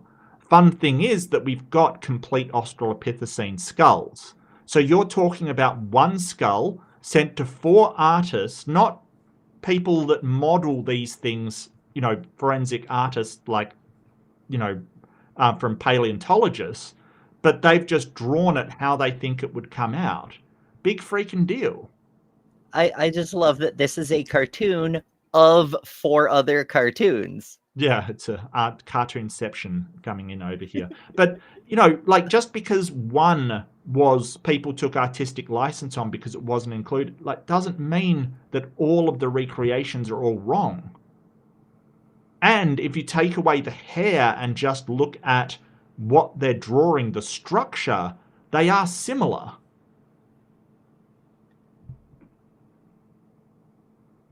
Build, we think there's so much about this. Like, well, look how close some of these renditions are to humans. My guy, as a forensics instructor, have you ever seen a human skull with a freaking crown ridge? Mm-hmm. What are we doing here? Yep. Individual look like. And another example done by National Geographic, you can see the bones at the top here. And from those bones, they had artists draw what they thought the human would be. Now, this is probably an extreme example because we're only talking about fragments. But nonetheless, from these fragments, you can see the drawings that were produced for National Geographic. Yeah, but it wasn't just those fragments. It was other sets of bones as well. That's the thing. Like, they're not just saying, hey, we you know, and we've got to in some way try to recreate what the studies say. There might be parts wrong, but largely they are correct because they can tell the structure from the bones. Like you're pointing out things like, oh, some are hairier than others. Yeah, because we can't tell how much hair they had on them. We really have to guess at stuff like that. But that doesn't mean the entire structure is wrong. And Erika pointed that out very well in her presentation. Like we can see these different structures and tell what they are. That's how they found out that Piltdown Man was a forgery. Because they could look at it and go, hey, this doesn't fit with everything else we have. Oh, this looks more like a, pig jawbone and an orangutan jawbone kind of thing. And then they figured it out. It's because they know what they're doing. Aye. Now, different evolutionary trees, it's clear that there's a lot of debate in the evolutionary and paleontological community. And these are 4 examples. Richard Leahy's model, you can see here. Next to that, Bernard Wood's model. Now, these are leading paleontologists. This is a few years old, which I'll explain in a few minutes. And then David John. They're not that different. Yeah, but here's the thing. There's debate within them where exactly in the phylogenetic tree they should be placed. But that doesn't mean they're against evolution at all. They all agree that it happened.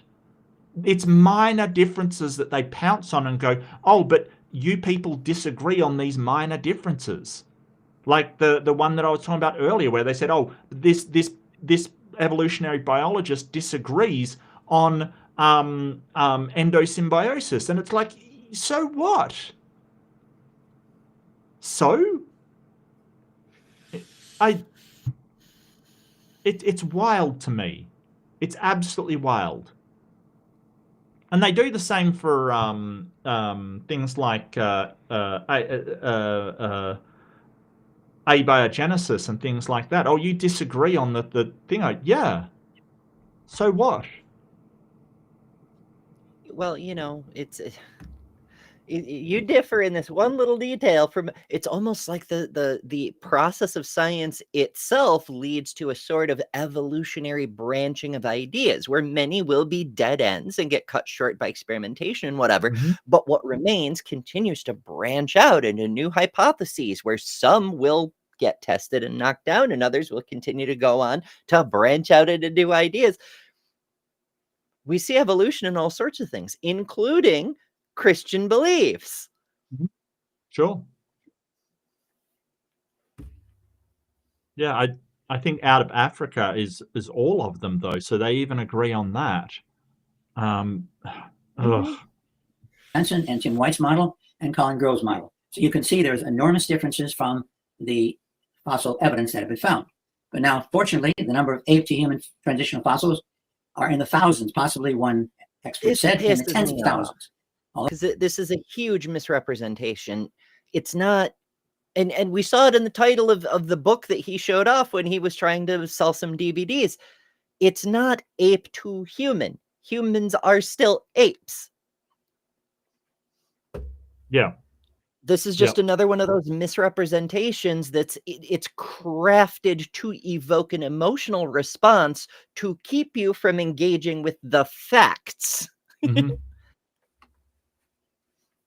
Oof. Well, many are fragmentary. Nonetheless, we have a huge number of fossils, and we're able to make some pretty good predictions on what these fossils look like. And again, that's what we're contrasting it with.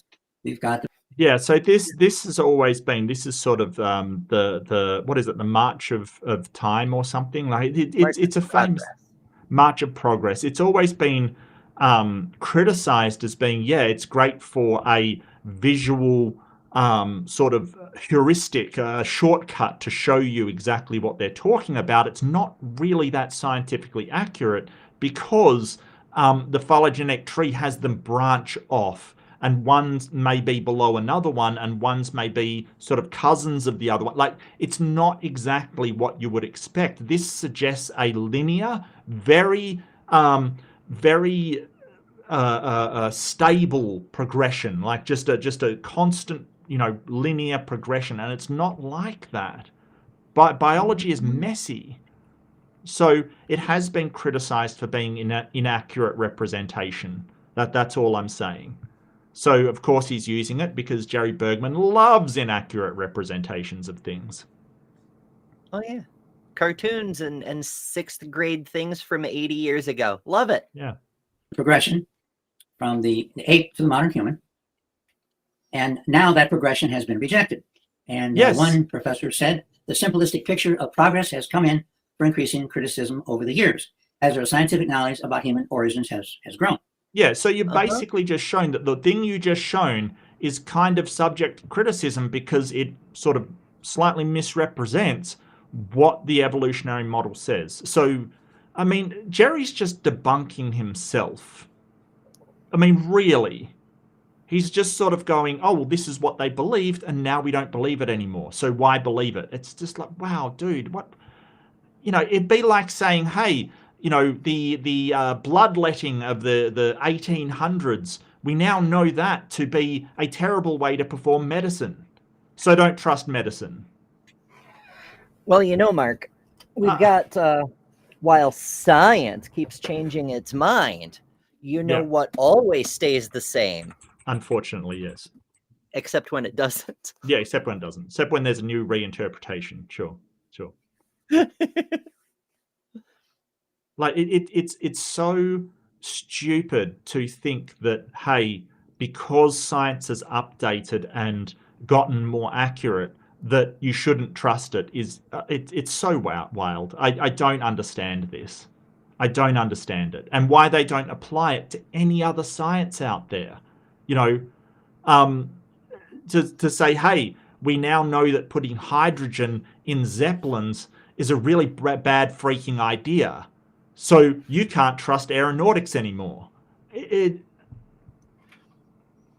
fairness, hydrogen is completely inert as long as there's no oxygen around. Yeah. When is there going to be oxygen around? I mean, come on. Come on. So, you know, unlike the surface of Venus, a hydrogen blimp will be just fine. Right. Probably not the surface. You'll probably be crushed and melt. But in the high atmosphere of Venus, a hydrogen zeppelin would be just fine. Yeah, we'll work on that. Yeah. Professor Alexander Wirth wrote, the idea that evolution is a hierarchy of complexity with humans on top lurks in everything from biology classes to politics. It's time we unlearn this false and harmful view. Yes. Right, yes. But not the way he means it. Right. Humans are not on top. This is the whole thing. The humans are special, the pinnacle of creation, dominion over the kingdoms of life. Correct. It's nonsense. We're part of the world, and science continues to reveal that. And we rely on other organisms a lot more than we think. Like bees, for instance. If bees go extinct, we're next. Like it is like we are part of this interconnected chain of biological systems. We're not on top of it. It's wild. But he wants to say, oh, that means evolution is false. No, that's not what he's saying. That's not what he's saying. He's saying, stop thinking you are a special creation, is what he's saying. Or even a special form of life that has this special privilege out there. And the ultimate irony of it is that they have this weird double standard with it. On the one hand, they're saying you're the most specialist thing ever to come into existence. Yeah. But also, you're a horrible wretch who's completely not special, and you shouldn't have any ego about anything. Like, would you pick a lane?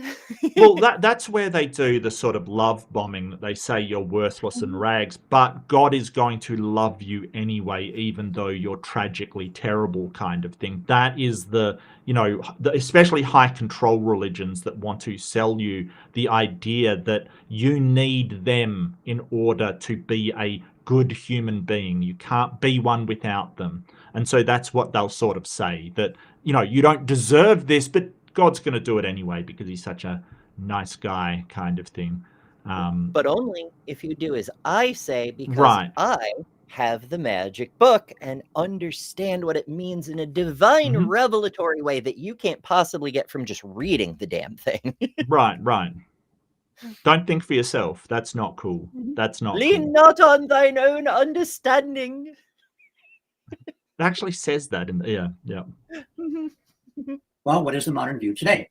Well, this is an example of an effort to be able to, by date in this case, to place fossils in some type of order. And you can see that's very, very different from the evolutionary progression that we have seen in the past.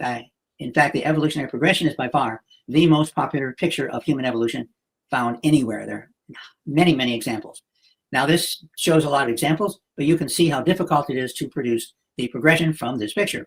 Well, no, Erika showed it completely fine when you do, like, when you actually stop putting them all over the place and start to do them on a graph as she did. That is actually pretty easy to do. Yeah, the Britannica illustration wasn't designed to put them in any particular order, but to demonstrate the spans of time where we have found them in. That was what was prioritized. The new tree is a mess. Yeah, that's biology for you, Jerry. It's a mess. I hate to tell you this, but it is. Well, I mean, this is also arbitrary as hell. Like, you could move them around and create something that looks much more like a straight line, but you don't need to, because that's not what that particular chart is trying to show you. And that's the thing of charts. It's that's reification, the confusing the map for the place thing that we see all the damn time in these things. This is not reality. This is a graph showing a specific thing we've observed about reality. If you want to show a different thing, you show a differently organized graph. This is a simplification of something incredibly complex. That's all it is. We're trying to do that. This is another effort. You can see now we're beginning to try to produce a progression, and the progression is shown by dotted lines. And more fossils, more evidence has improved this. And you can see here, now they're grouped up into several categories. And now, with even more fossils, this is the latest set I have seen. You can see there are a tree and there are sections. You are at the top, so that's us, the Homo group. And then you can see the Pananthropus group on the right, and then the Ardipithecus group below that. And on the other side, you see the Australopithecus group. So now, I don't understand how this in any way refutes evolution. Like saying, hey, it's really messy, and it's hard to tell the difference between these groups. They seem all interconnected, almost like they evolved. I could put up my own family tree, and I could depict it as a tree even, and then we have like this one group of branches that are my first cousins, and then over here we've got this further branch that's still very strangely similar in morphology, but and genetically they're my second cousins. And it just goes on and on like that. And like, well, gee, I can't tell these people apart on their physiological characteristics alone. It's almost like they're closely related, but not quite the same. Very peculiar. Like, all you're doing is demonstrating different methods of modeling, Jerry. Why are they wrong? What is wrong? And more importantly, why are you right? Yes. And you see, like, this almost supports what Erika was saying. Like, this almost supports it. Okay, wild. Now what we have is, and I've seen this over and over in the fossil record, what we have is not a progression from an ape to man, but what we have is a lot of variety in the level in the primate world. An enormous amount of variety is what we see. And we see that in so many areas. The horse evolution is an example, which we had the progression shown for years. In fact, that's one of the most popular presentations of evolution. And now we see all we have is a large number of horses, which does not fit the progression. There's the progression again, doesn't fit. Now, the percent of similarity, this book, Jeffrey Marks, got 98%. And this varies. A creationist just posted his comparison, and he found 95% similar. In fact, another study published in Nature found 85.1% different. Now, well, it depends how you're doing the comparison. That's the thing. And Erika has talked a lot on this and doesn't take Tompkins very well. Tompkins' study, the problem was that if you compared the same genome, you wouldn't even get 100% comparison. Like the very same, like his method, he was using a flawed version of what was he using? It was using BLAST, I think, Was he using BLAST to do it? Yeah, and it wasn't even the data. It was he was using a specific software incorrectly. Right. So it kind of is the problem that not only it was his methodology flawed, even the very program he was using was flawed. But who cares about that? Let's just ignore that kind of thing. So it depends how you're doing this comparison, and I highly recommend Gutsick, given she's talked at length about it. But no matter how you do it, her point still stands that we are more similar to chimpanzees than we are to orangutans or gorillas or any of the others. And the further you move away from that ape clade, the human clade, the less similar they get genetically. So it still doesn't answer her question of why are we closest in genetic similarity to chimpanzees? They're the closest to us. And then it's gorillas, and then orangutans, and then gibbons, and then others. Why does this exist? Why does this nested hierarchy exist in the first place? So it really doesn't address it. And it is like about 95% similar if you do the calculations. Like, just saying. It was only nucleotides, and they looked at a 1-to-1 exact matches. So only certain parts of the genome was compared. And since that's the work that I did at the medical school, it is very difficult to compare genomes. There are genes in there. There are spacers. There are a lot of things we don't know for sure what they do. There are a lot of regulatory genes. In fact, a very important part of the genome is the regulatory genes. And as one geneticist I work with said, it is very hard to compare things that are at its heart uncomparable. And we can see that parts. Well, I mean, we have different amounts of chromosomes to begin with. Like, this is the thing. Like, there can be big changes, but if you just take the coding ones, then it's about 95. Like, this is splitting hairs, really. All it's doing is just muddying the waters. They can explain why they've done genetic. And the funny thing is that when we're genetically comparing people, we use the same kind of procedure. Like that's how we find out who's related. So I don't see. Yeah. It's wild. Ancestry, but it's very difficult. Yeah. All that stuff. Yeah. As a forensics expert, you'd think he would know this, because doing DNA matching is how he determined relationships between victims and living people. So it's just. I don't think he's a forensics expert. I don't see forensics. I see psychology in his background, biology. I see biomedical science, maybe. But his masters of public health. I don't know about that one, champ. I don't know, mate. The fact that your PhD came from an alleged diploma mill is not great. Not great at all. Like, I think his credibility has been absolutely destroyed. To compare the whole thing. Well, let's assume that 15%. Well, assume less than that. But the 15%, so we're talking about 450 million differences. How is these differences bridged? How do we go from apes, primates to humans? Well, Dawkins attempted to show how it's bridged. He started out with a bunch of letters, typed it into a computer, and he programmed the computer to produce, basically, methinks it is like a weasel. When the changes were made, you can see the second line there. Instead of a question mark, WDL question mark, we have WDL. And so. Yeah, I'm not sure I understand this. This is what, Richard Dawkins? It seems to be, yeah. I'm not familiar with this one, but I've heard something similar.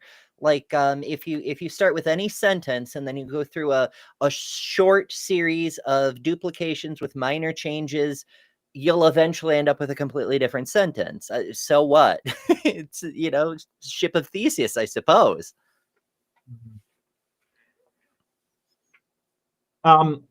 So apparently it was written, and this is just from sort of Wikipedia, I'll just sort of point it out. It's a thought experiment and a variety of computer simulations. It's to demonstrate that the process that drives evolutionary systems, random variation combined with non-random cumulative selection, is different than pure chance. So Dawkins intends to use this example to illustrate a common misunderstanding of evolutionary change, i.e. that DNA sequences or organic compounds such as proteins are the result of atoms randomly combining to form more complex structures. In these types of computations, any sequence of amino acids in a protein will be extraordinarily improbable. Rather, evolution proceeds by hill climbing as in adaptive landscapes.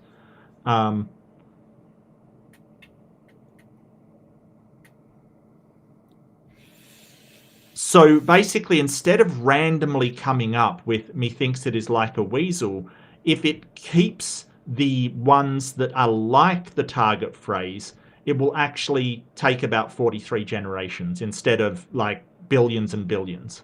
So basically, he's used this example and this thought experiment to sort of show how if you think it's just randomly selecting these words, like the letters, it will take an impossible amount of time to do so.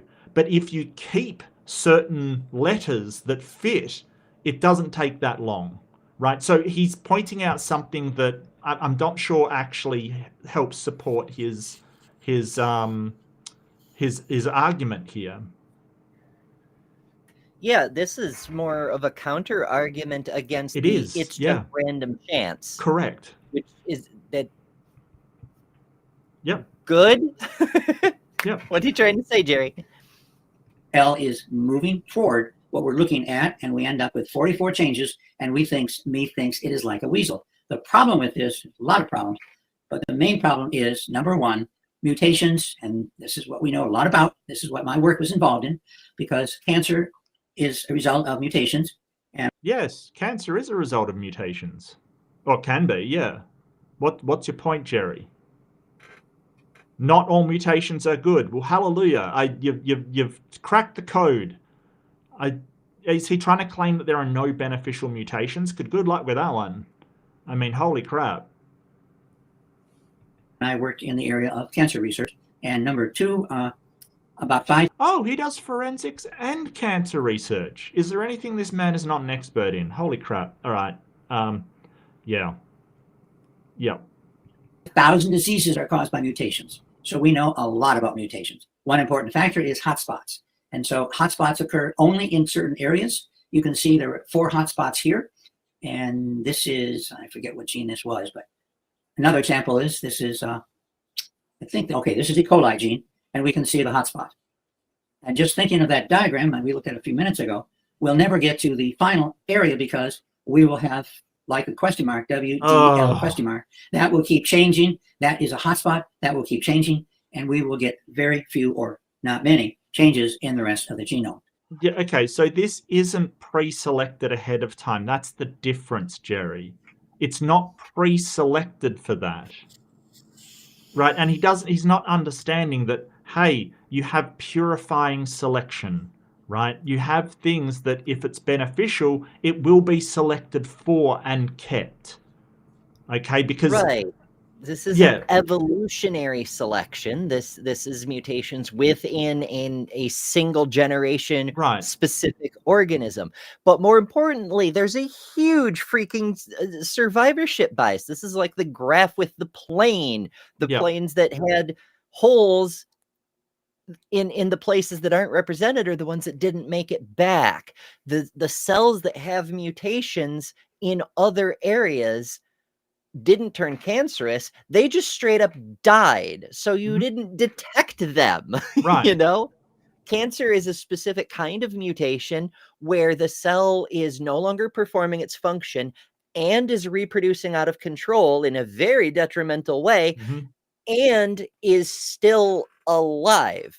If you don't meet those criteria, it's not cancer. So there's a huge selection bias for the specific mutations you're seeing in cancer research. And it refuses to lyse, which is just a douchebag move. Like, cancer is the embodiment of not playing for the team. Like, seriously, it's a complete douchebag. Yeah. Fuck cancer. And you know, hot takes here from Mark Reed. Yeah, Mark Reed atheism. You'll get such hot takes as cancer's terrible and fuck cancer. Yes. Yep. It's true. It's true. But it's in Yep. that very narrow window of very detrimental mutations Yeah. that occur within a specific organism that don't outright kill the cell. Because, you know, slightly, you know, a few amino acids over, cell's dead, no cancer. A few amino acids in the other direction, no functional maybe the cell doesn't perform its normal function anymore, but it doesn't reproduce out of control. So it's not a big deal, you know? Or could have some sort of spot, it's cancer. Yeah, or some sort of beneficial, you know, effect kind of thing. Like, and then what will happen is those organisms which have that mutation, as it's passed along down, because if the cancer never arises and it doesn't kill it, it will replicate with that mutation more likely to be there. And then we have purifying selection. It will basically select them. Just say that gives the animal a better smell, for instance, like a better ability to smell. That might be beneficial and it will be selected for. Yes, there will be mutations happening in that hotspot, as you call it, sure. But the ones that have that mutation there will still have that benefit. And it will select for that.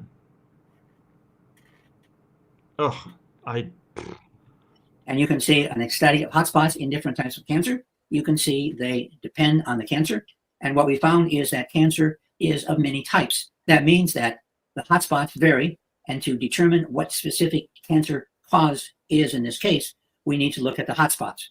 And well, the thing about it, if the cancer doesn't kill the organism before it can procreate, it may that mutation may continue, because if it doesn't actually affect its ability to procreate and pass its mutations down, then it doesn't care. Like it doesn't work like that. In evolution, there's this idea of good enough.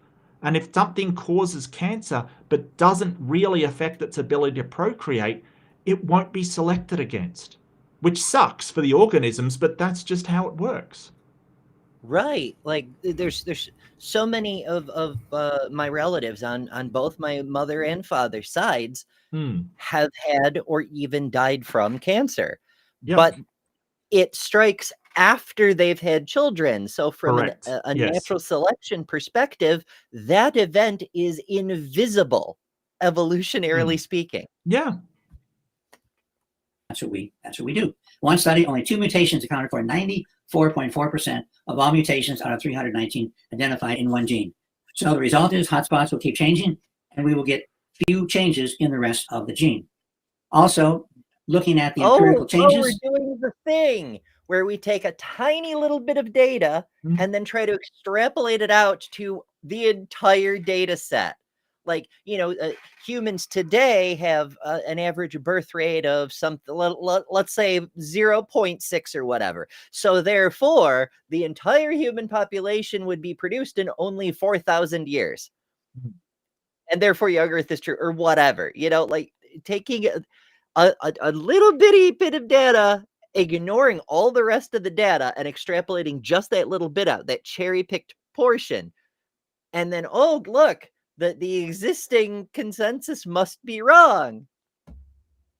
Well, Laundry is a creationist. It's also that the mutation rate doesn't really matter. Okay, and I think he's going on to sort of the genetic entropy argument from here, you know, like this in high chance of mutation. It doesn't matter because it isn't the mutation rate that's the issue, it's the substitution rate.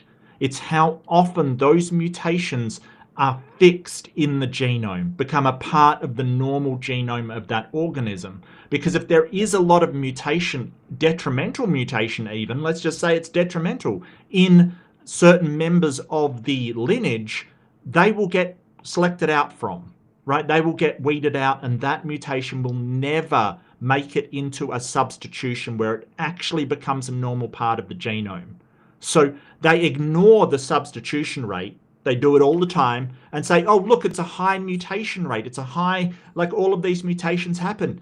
Yes, but it's important what is substituted, because there's mechanism for getting rid of those mutations. It's called natural selection. You might have heard of it. It will get rid of all of those mutations, and those mutations will never make it into the genome, the standard genome across the species.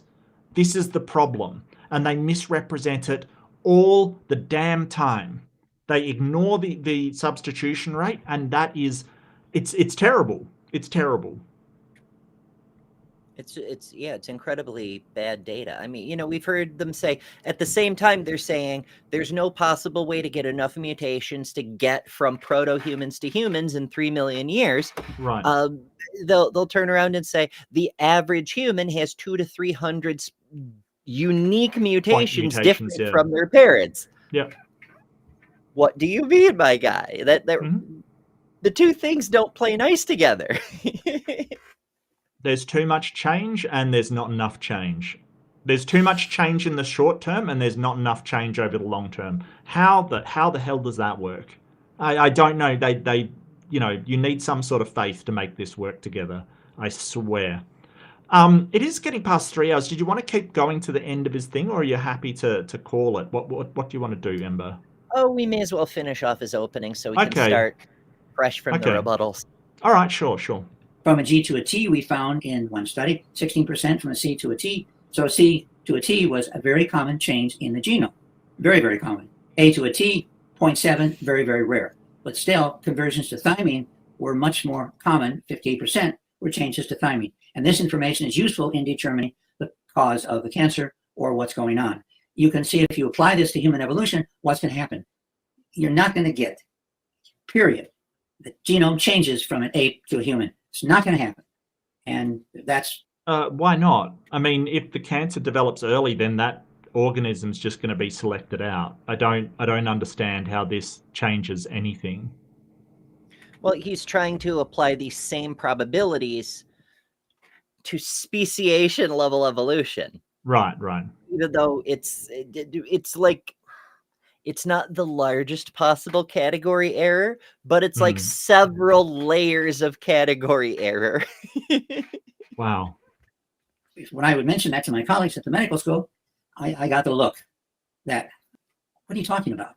We know that mutations mess up, they destroy, they damage the genome, period. You're not going to go from apes. Not period. They're mostly detrimental, or they can be neutral and they can be beneficial. Like that, it's not like they mess it up, period. There's a few instances that we can point to in humans, like tetrachromia, for instance. Very beneficial. No, it can have downsides, but it's not necessarily so. I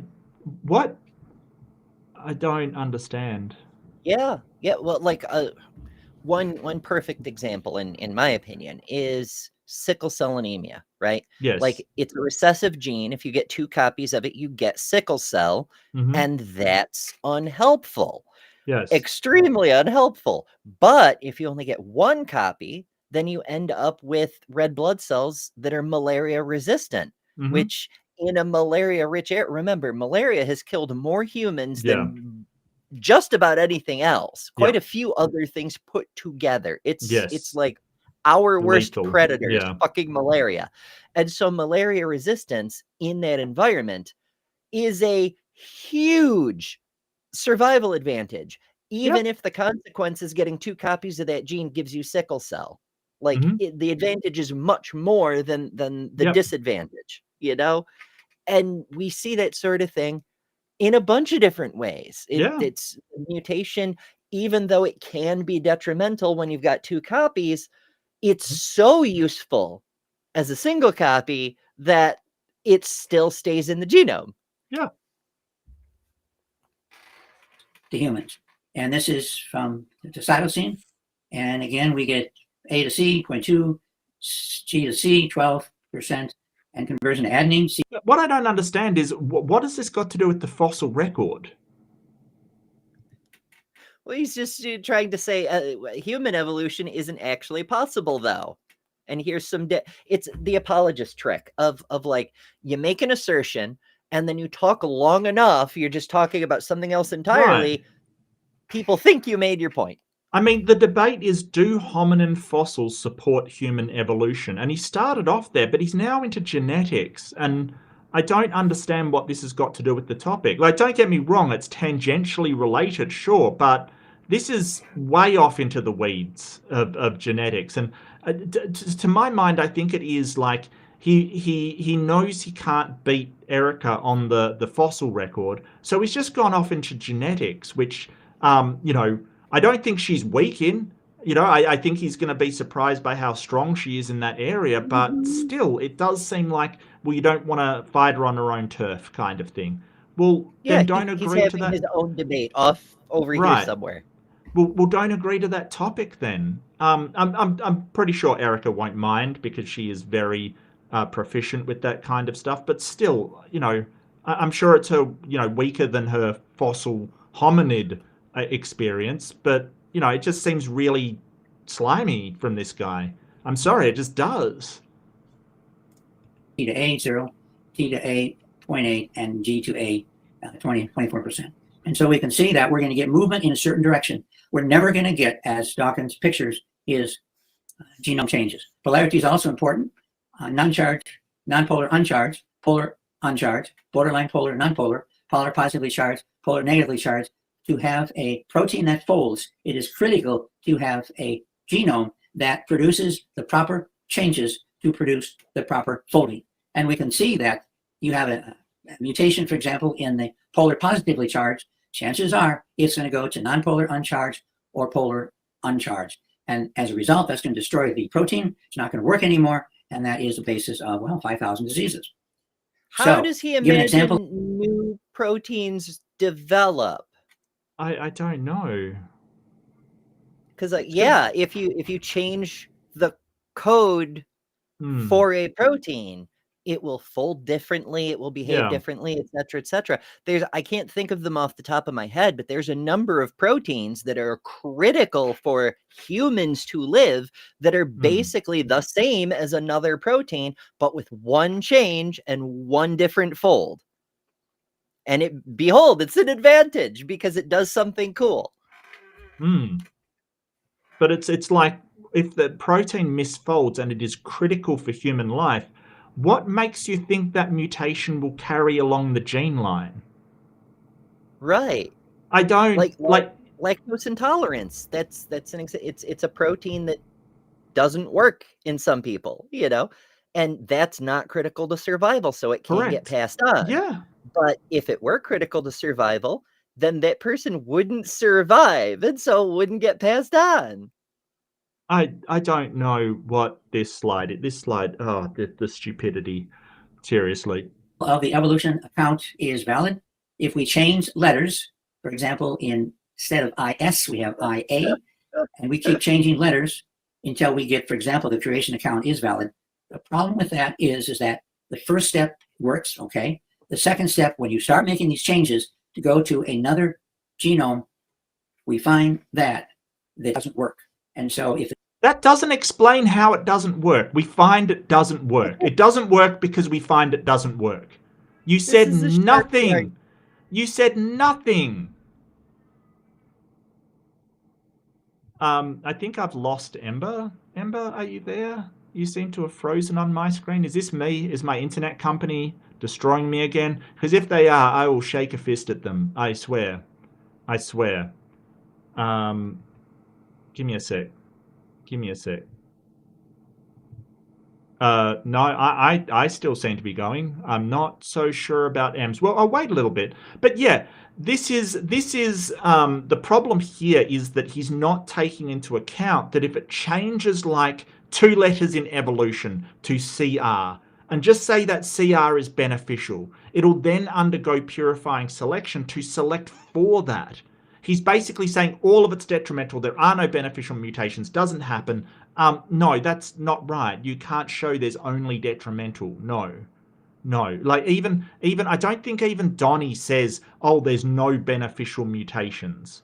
I think he says overwhelmingly they're detrimental kind of thing. And then say most of them are nearly neutral, so they can get passed along.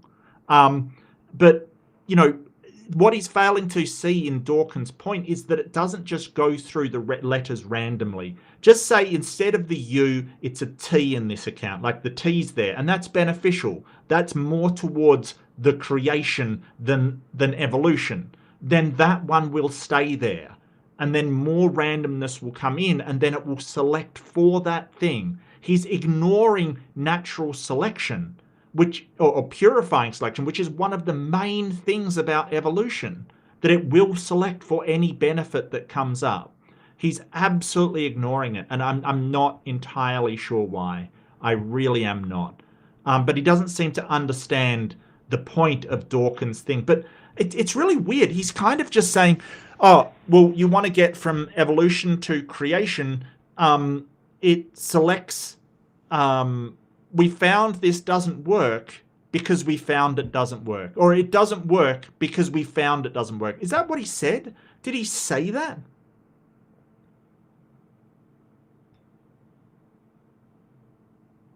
Letters, for example, instead of IS, we have IA.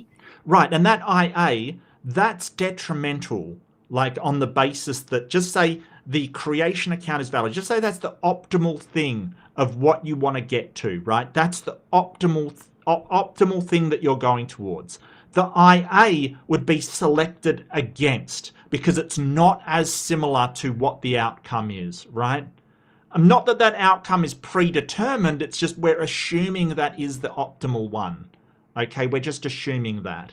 And then basically the IA would be selected against, and say the evolution, the EV changed to a CR, that would be selected for because it's beneficial and more towards the optimal state. Not that we know what that optimal state is in advance, but just say that it is.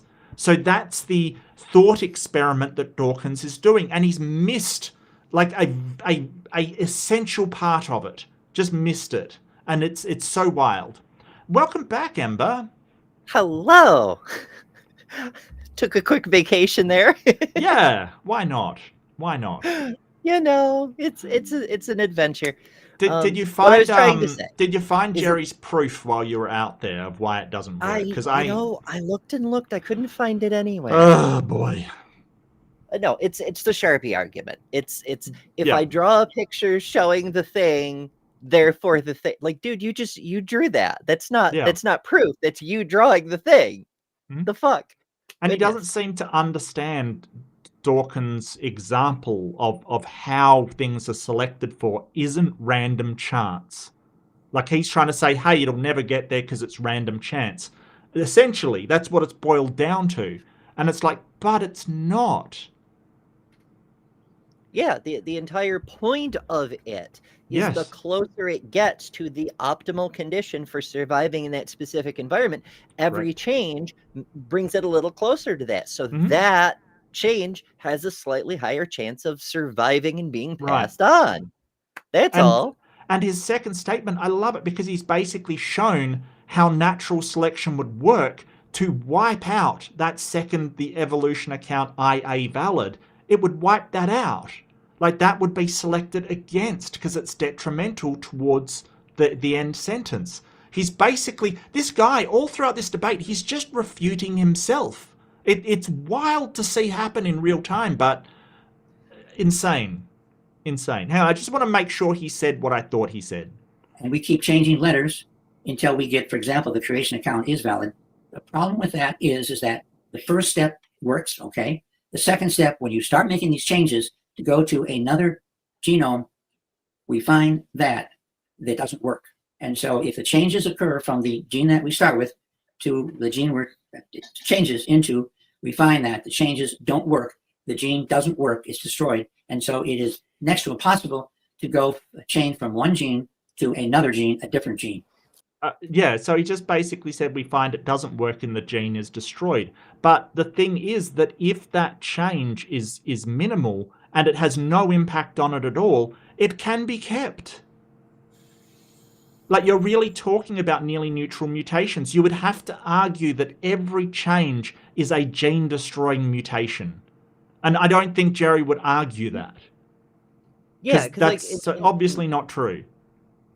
in Dawkins' example, you're starting with gibberish and you're gradually tending towards something that makes sense. Here, you're starting with something that makes sense and trying to change it into something else that makes sense. And this weirdly exactly parallels the creationist argument.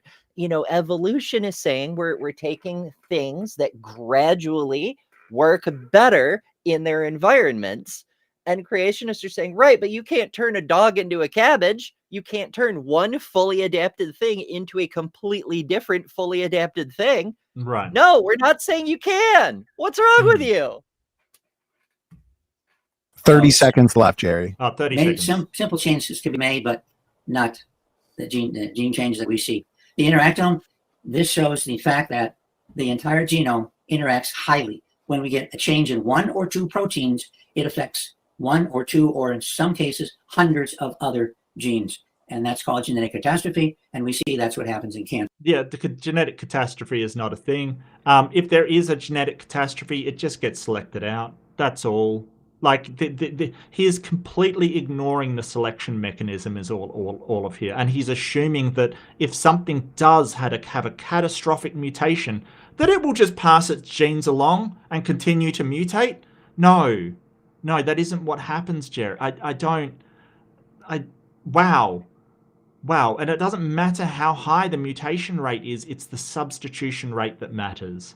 How much it gets actually fixed in the organism. Because he's talking about one individual, not the entire population, right? You've got to start thinking of things in an entire population where individuals will have mutation, but not all of those mutations, in fact, few of them, will actually be passed in the entire population. Although cancer, normally what you're talking about is a gene that just doesn't work. It no longer does what it's supposed to, and that's what causes cancer. Time. Okay. Well, that's Jerry's introduction. I am blown away by that, quite frankly, and not just the amount of times he was pointing out the flaws in his own creationist system. You know, chimpanzees, they're so similar to humans, but look, the pelvis and the skull entry is completely different. Yes. Yeah, it's wild. And yes. The deviation of, like, where did the fossils go, Jerry? What are we doing? Right. Why did Darwin say we don't find all of these transitional fossils? It's like it was Darwin's day. They hadn't begun looking yet. You know, and Darwin didn't know about the conditions that fossils required to form. Nobody did at that time. I mean, a few people had a good idea, but, you know, nobody had the comprehensive knowledge that we have now over, like, literally hundreds of years working on it. So quoting Darwin, you know, and Darwin famously predicted we would find a fossil of a bird with unfused wing fingers, and like a year later they found it. Like, I don't know how you can go to Darwin and go, well, he didn't understand, you know, he didn't have the fossils that we have today. And he even said that. He even said, oh, well, you might point to in Darwin's day we didn't have the fossils that we have now. Are you serious? You just made the point that we didn't have the fossil. We've discovered more things? What? Like, you literally just pointed out we don't have the amount of fossils that would warrant this belief. And then you say, oh, but we do now. Mm-hmm. It was, you know what? I think that maybe that was preempted by Erika saying, hey, we have, you know, hundreds of Australopithecine fossils and Homo fossils. We've got tons of them, right? So, you know, he probably couldn't in good conscience say, oh, we don't have many fossils, because that had already been addressed that, yeah, we do. We 100% do. And you raise an sort interesting point. Yeah. What if, because of the things Erika brought up that she already preemptively nailed down, he had to adapt his opening on the fly? Mm-hmm. And so of the two, like we see Erika getting into the very her analysis, statistical analysis on where these bones fall in between us and say chimpanzees, or us and the other great apes, the other primates, basically just really in-depth analysis of why they would be where they're found, and sort of from what age they are, showing that it is a progression of development across our, up to our species. Just absolutely beautiful, like really clear.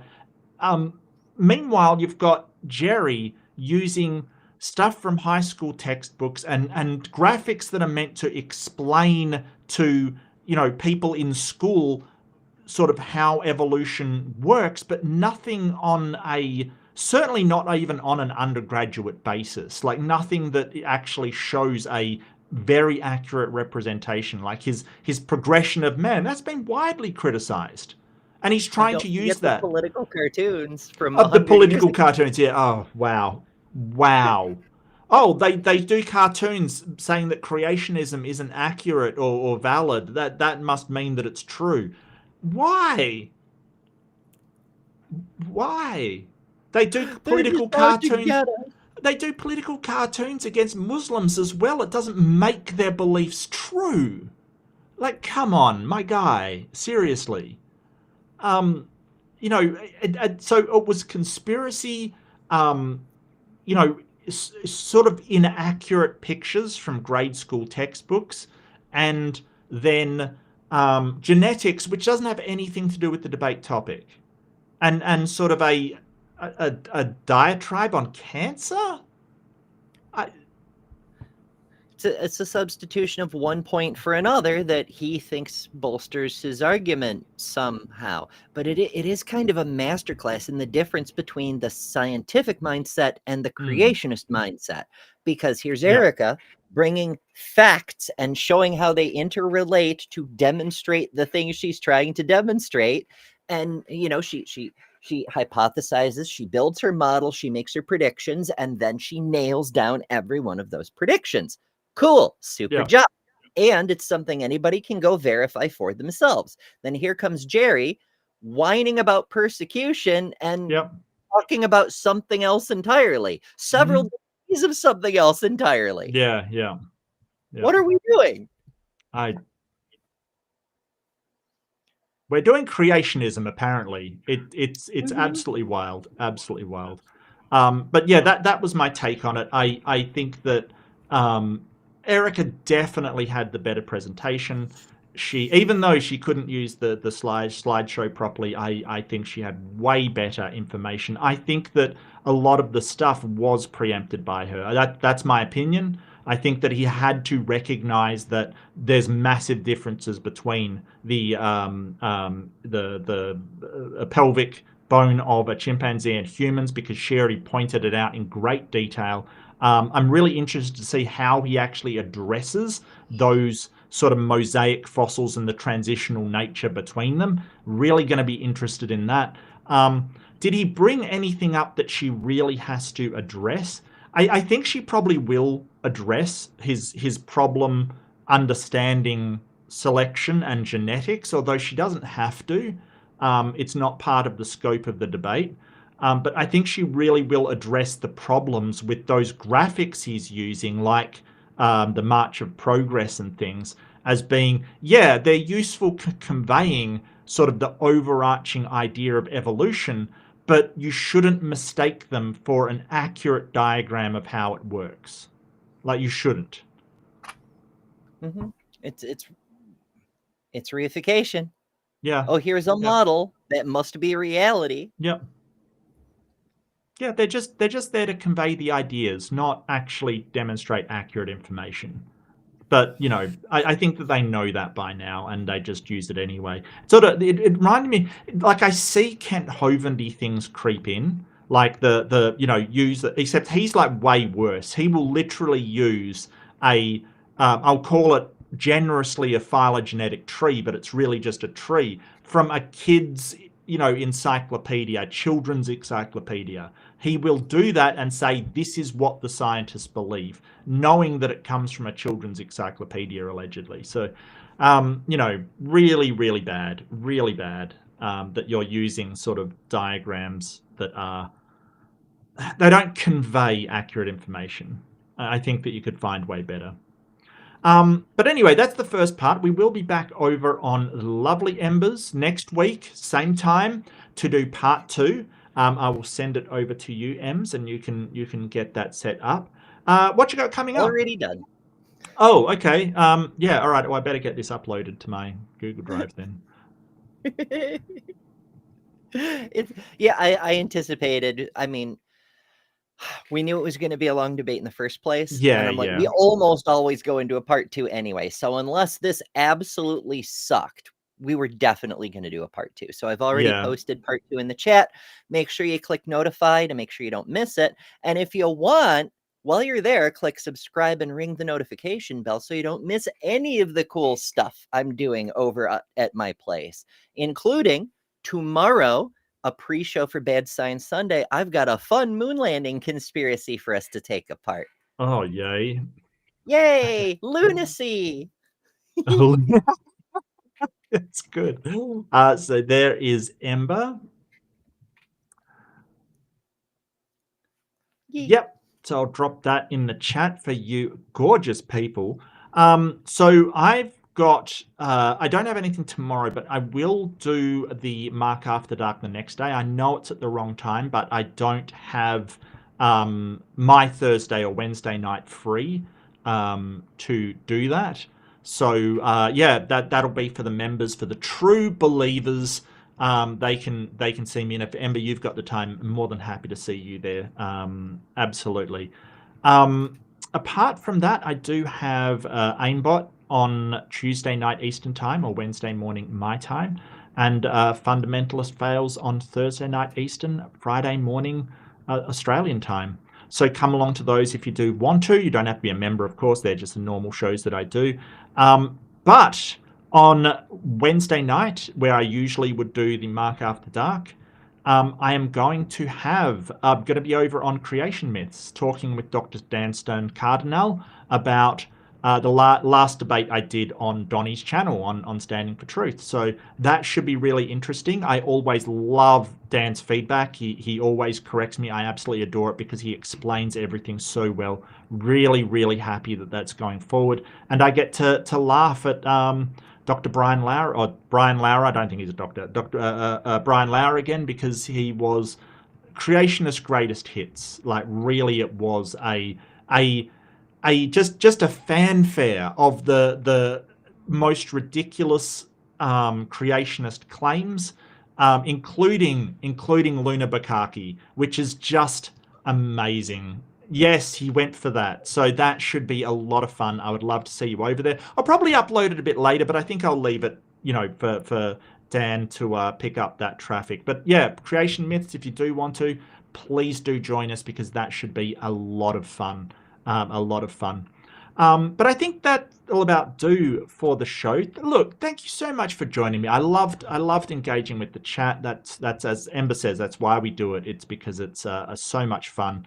Nothing sus about his degree. I'm sure that the school that Jerry Bergman got his degree was closed down purely reputably. It was a conspiracy. It was Big Evolution closing down a prestigious university that just happened to be unaccredited. It's a coincidence, big coincidence. I'd love to see his dissertation. I hope it starts with, "Hello, my name is Jerry Bergman."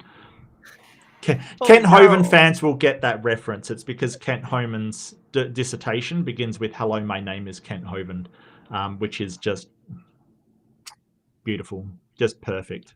But thank you for joining us, peeps. Don't forget to hit like, subscribe, share if you do want to share. Invite people along if you do want to have some fun. We have tons of fun going through these debates. Especially when it is as lopsided as someone proficient as Erika and somebody as funny as Jerry Bergman, and sort of poor as Jerry Bergman. It is always funny. But thank you so much. Don't forget, be kind to yourself. You don't have to do these debates. I think I'll probably start to practice that a bit. But be kind to each other, and I will see you in the next one. Bye, everyone.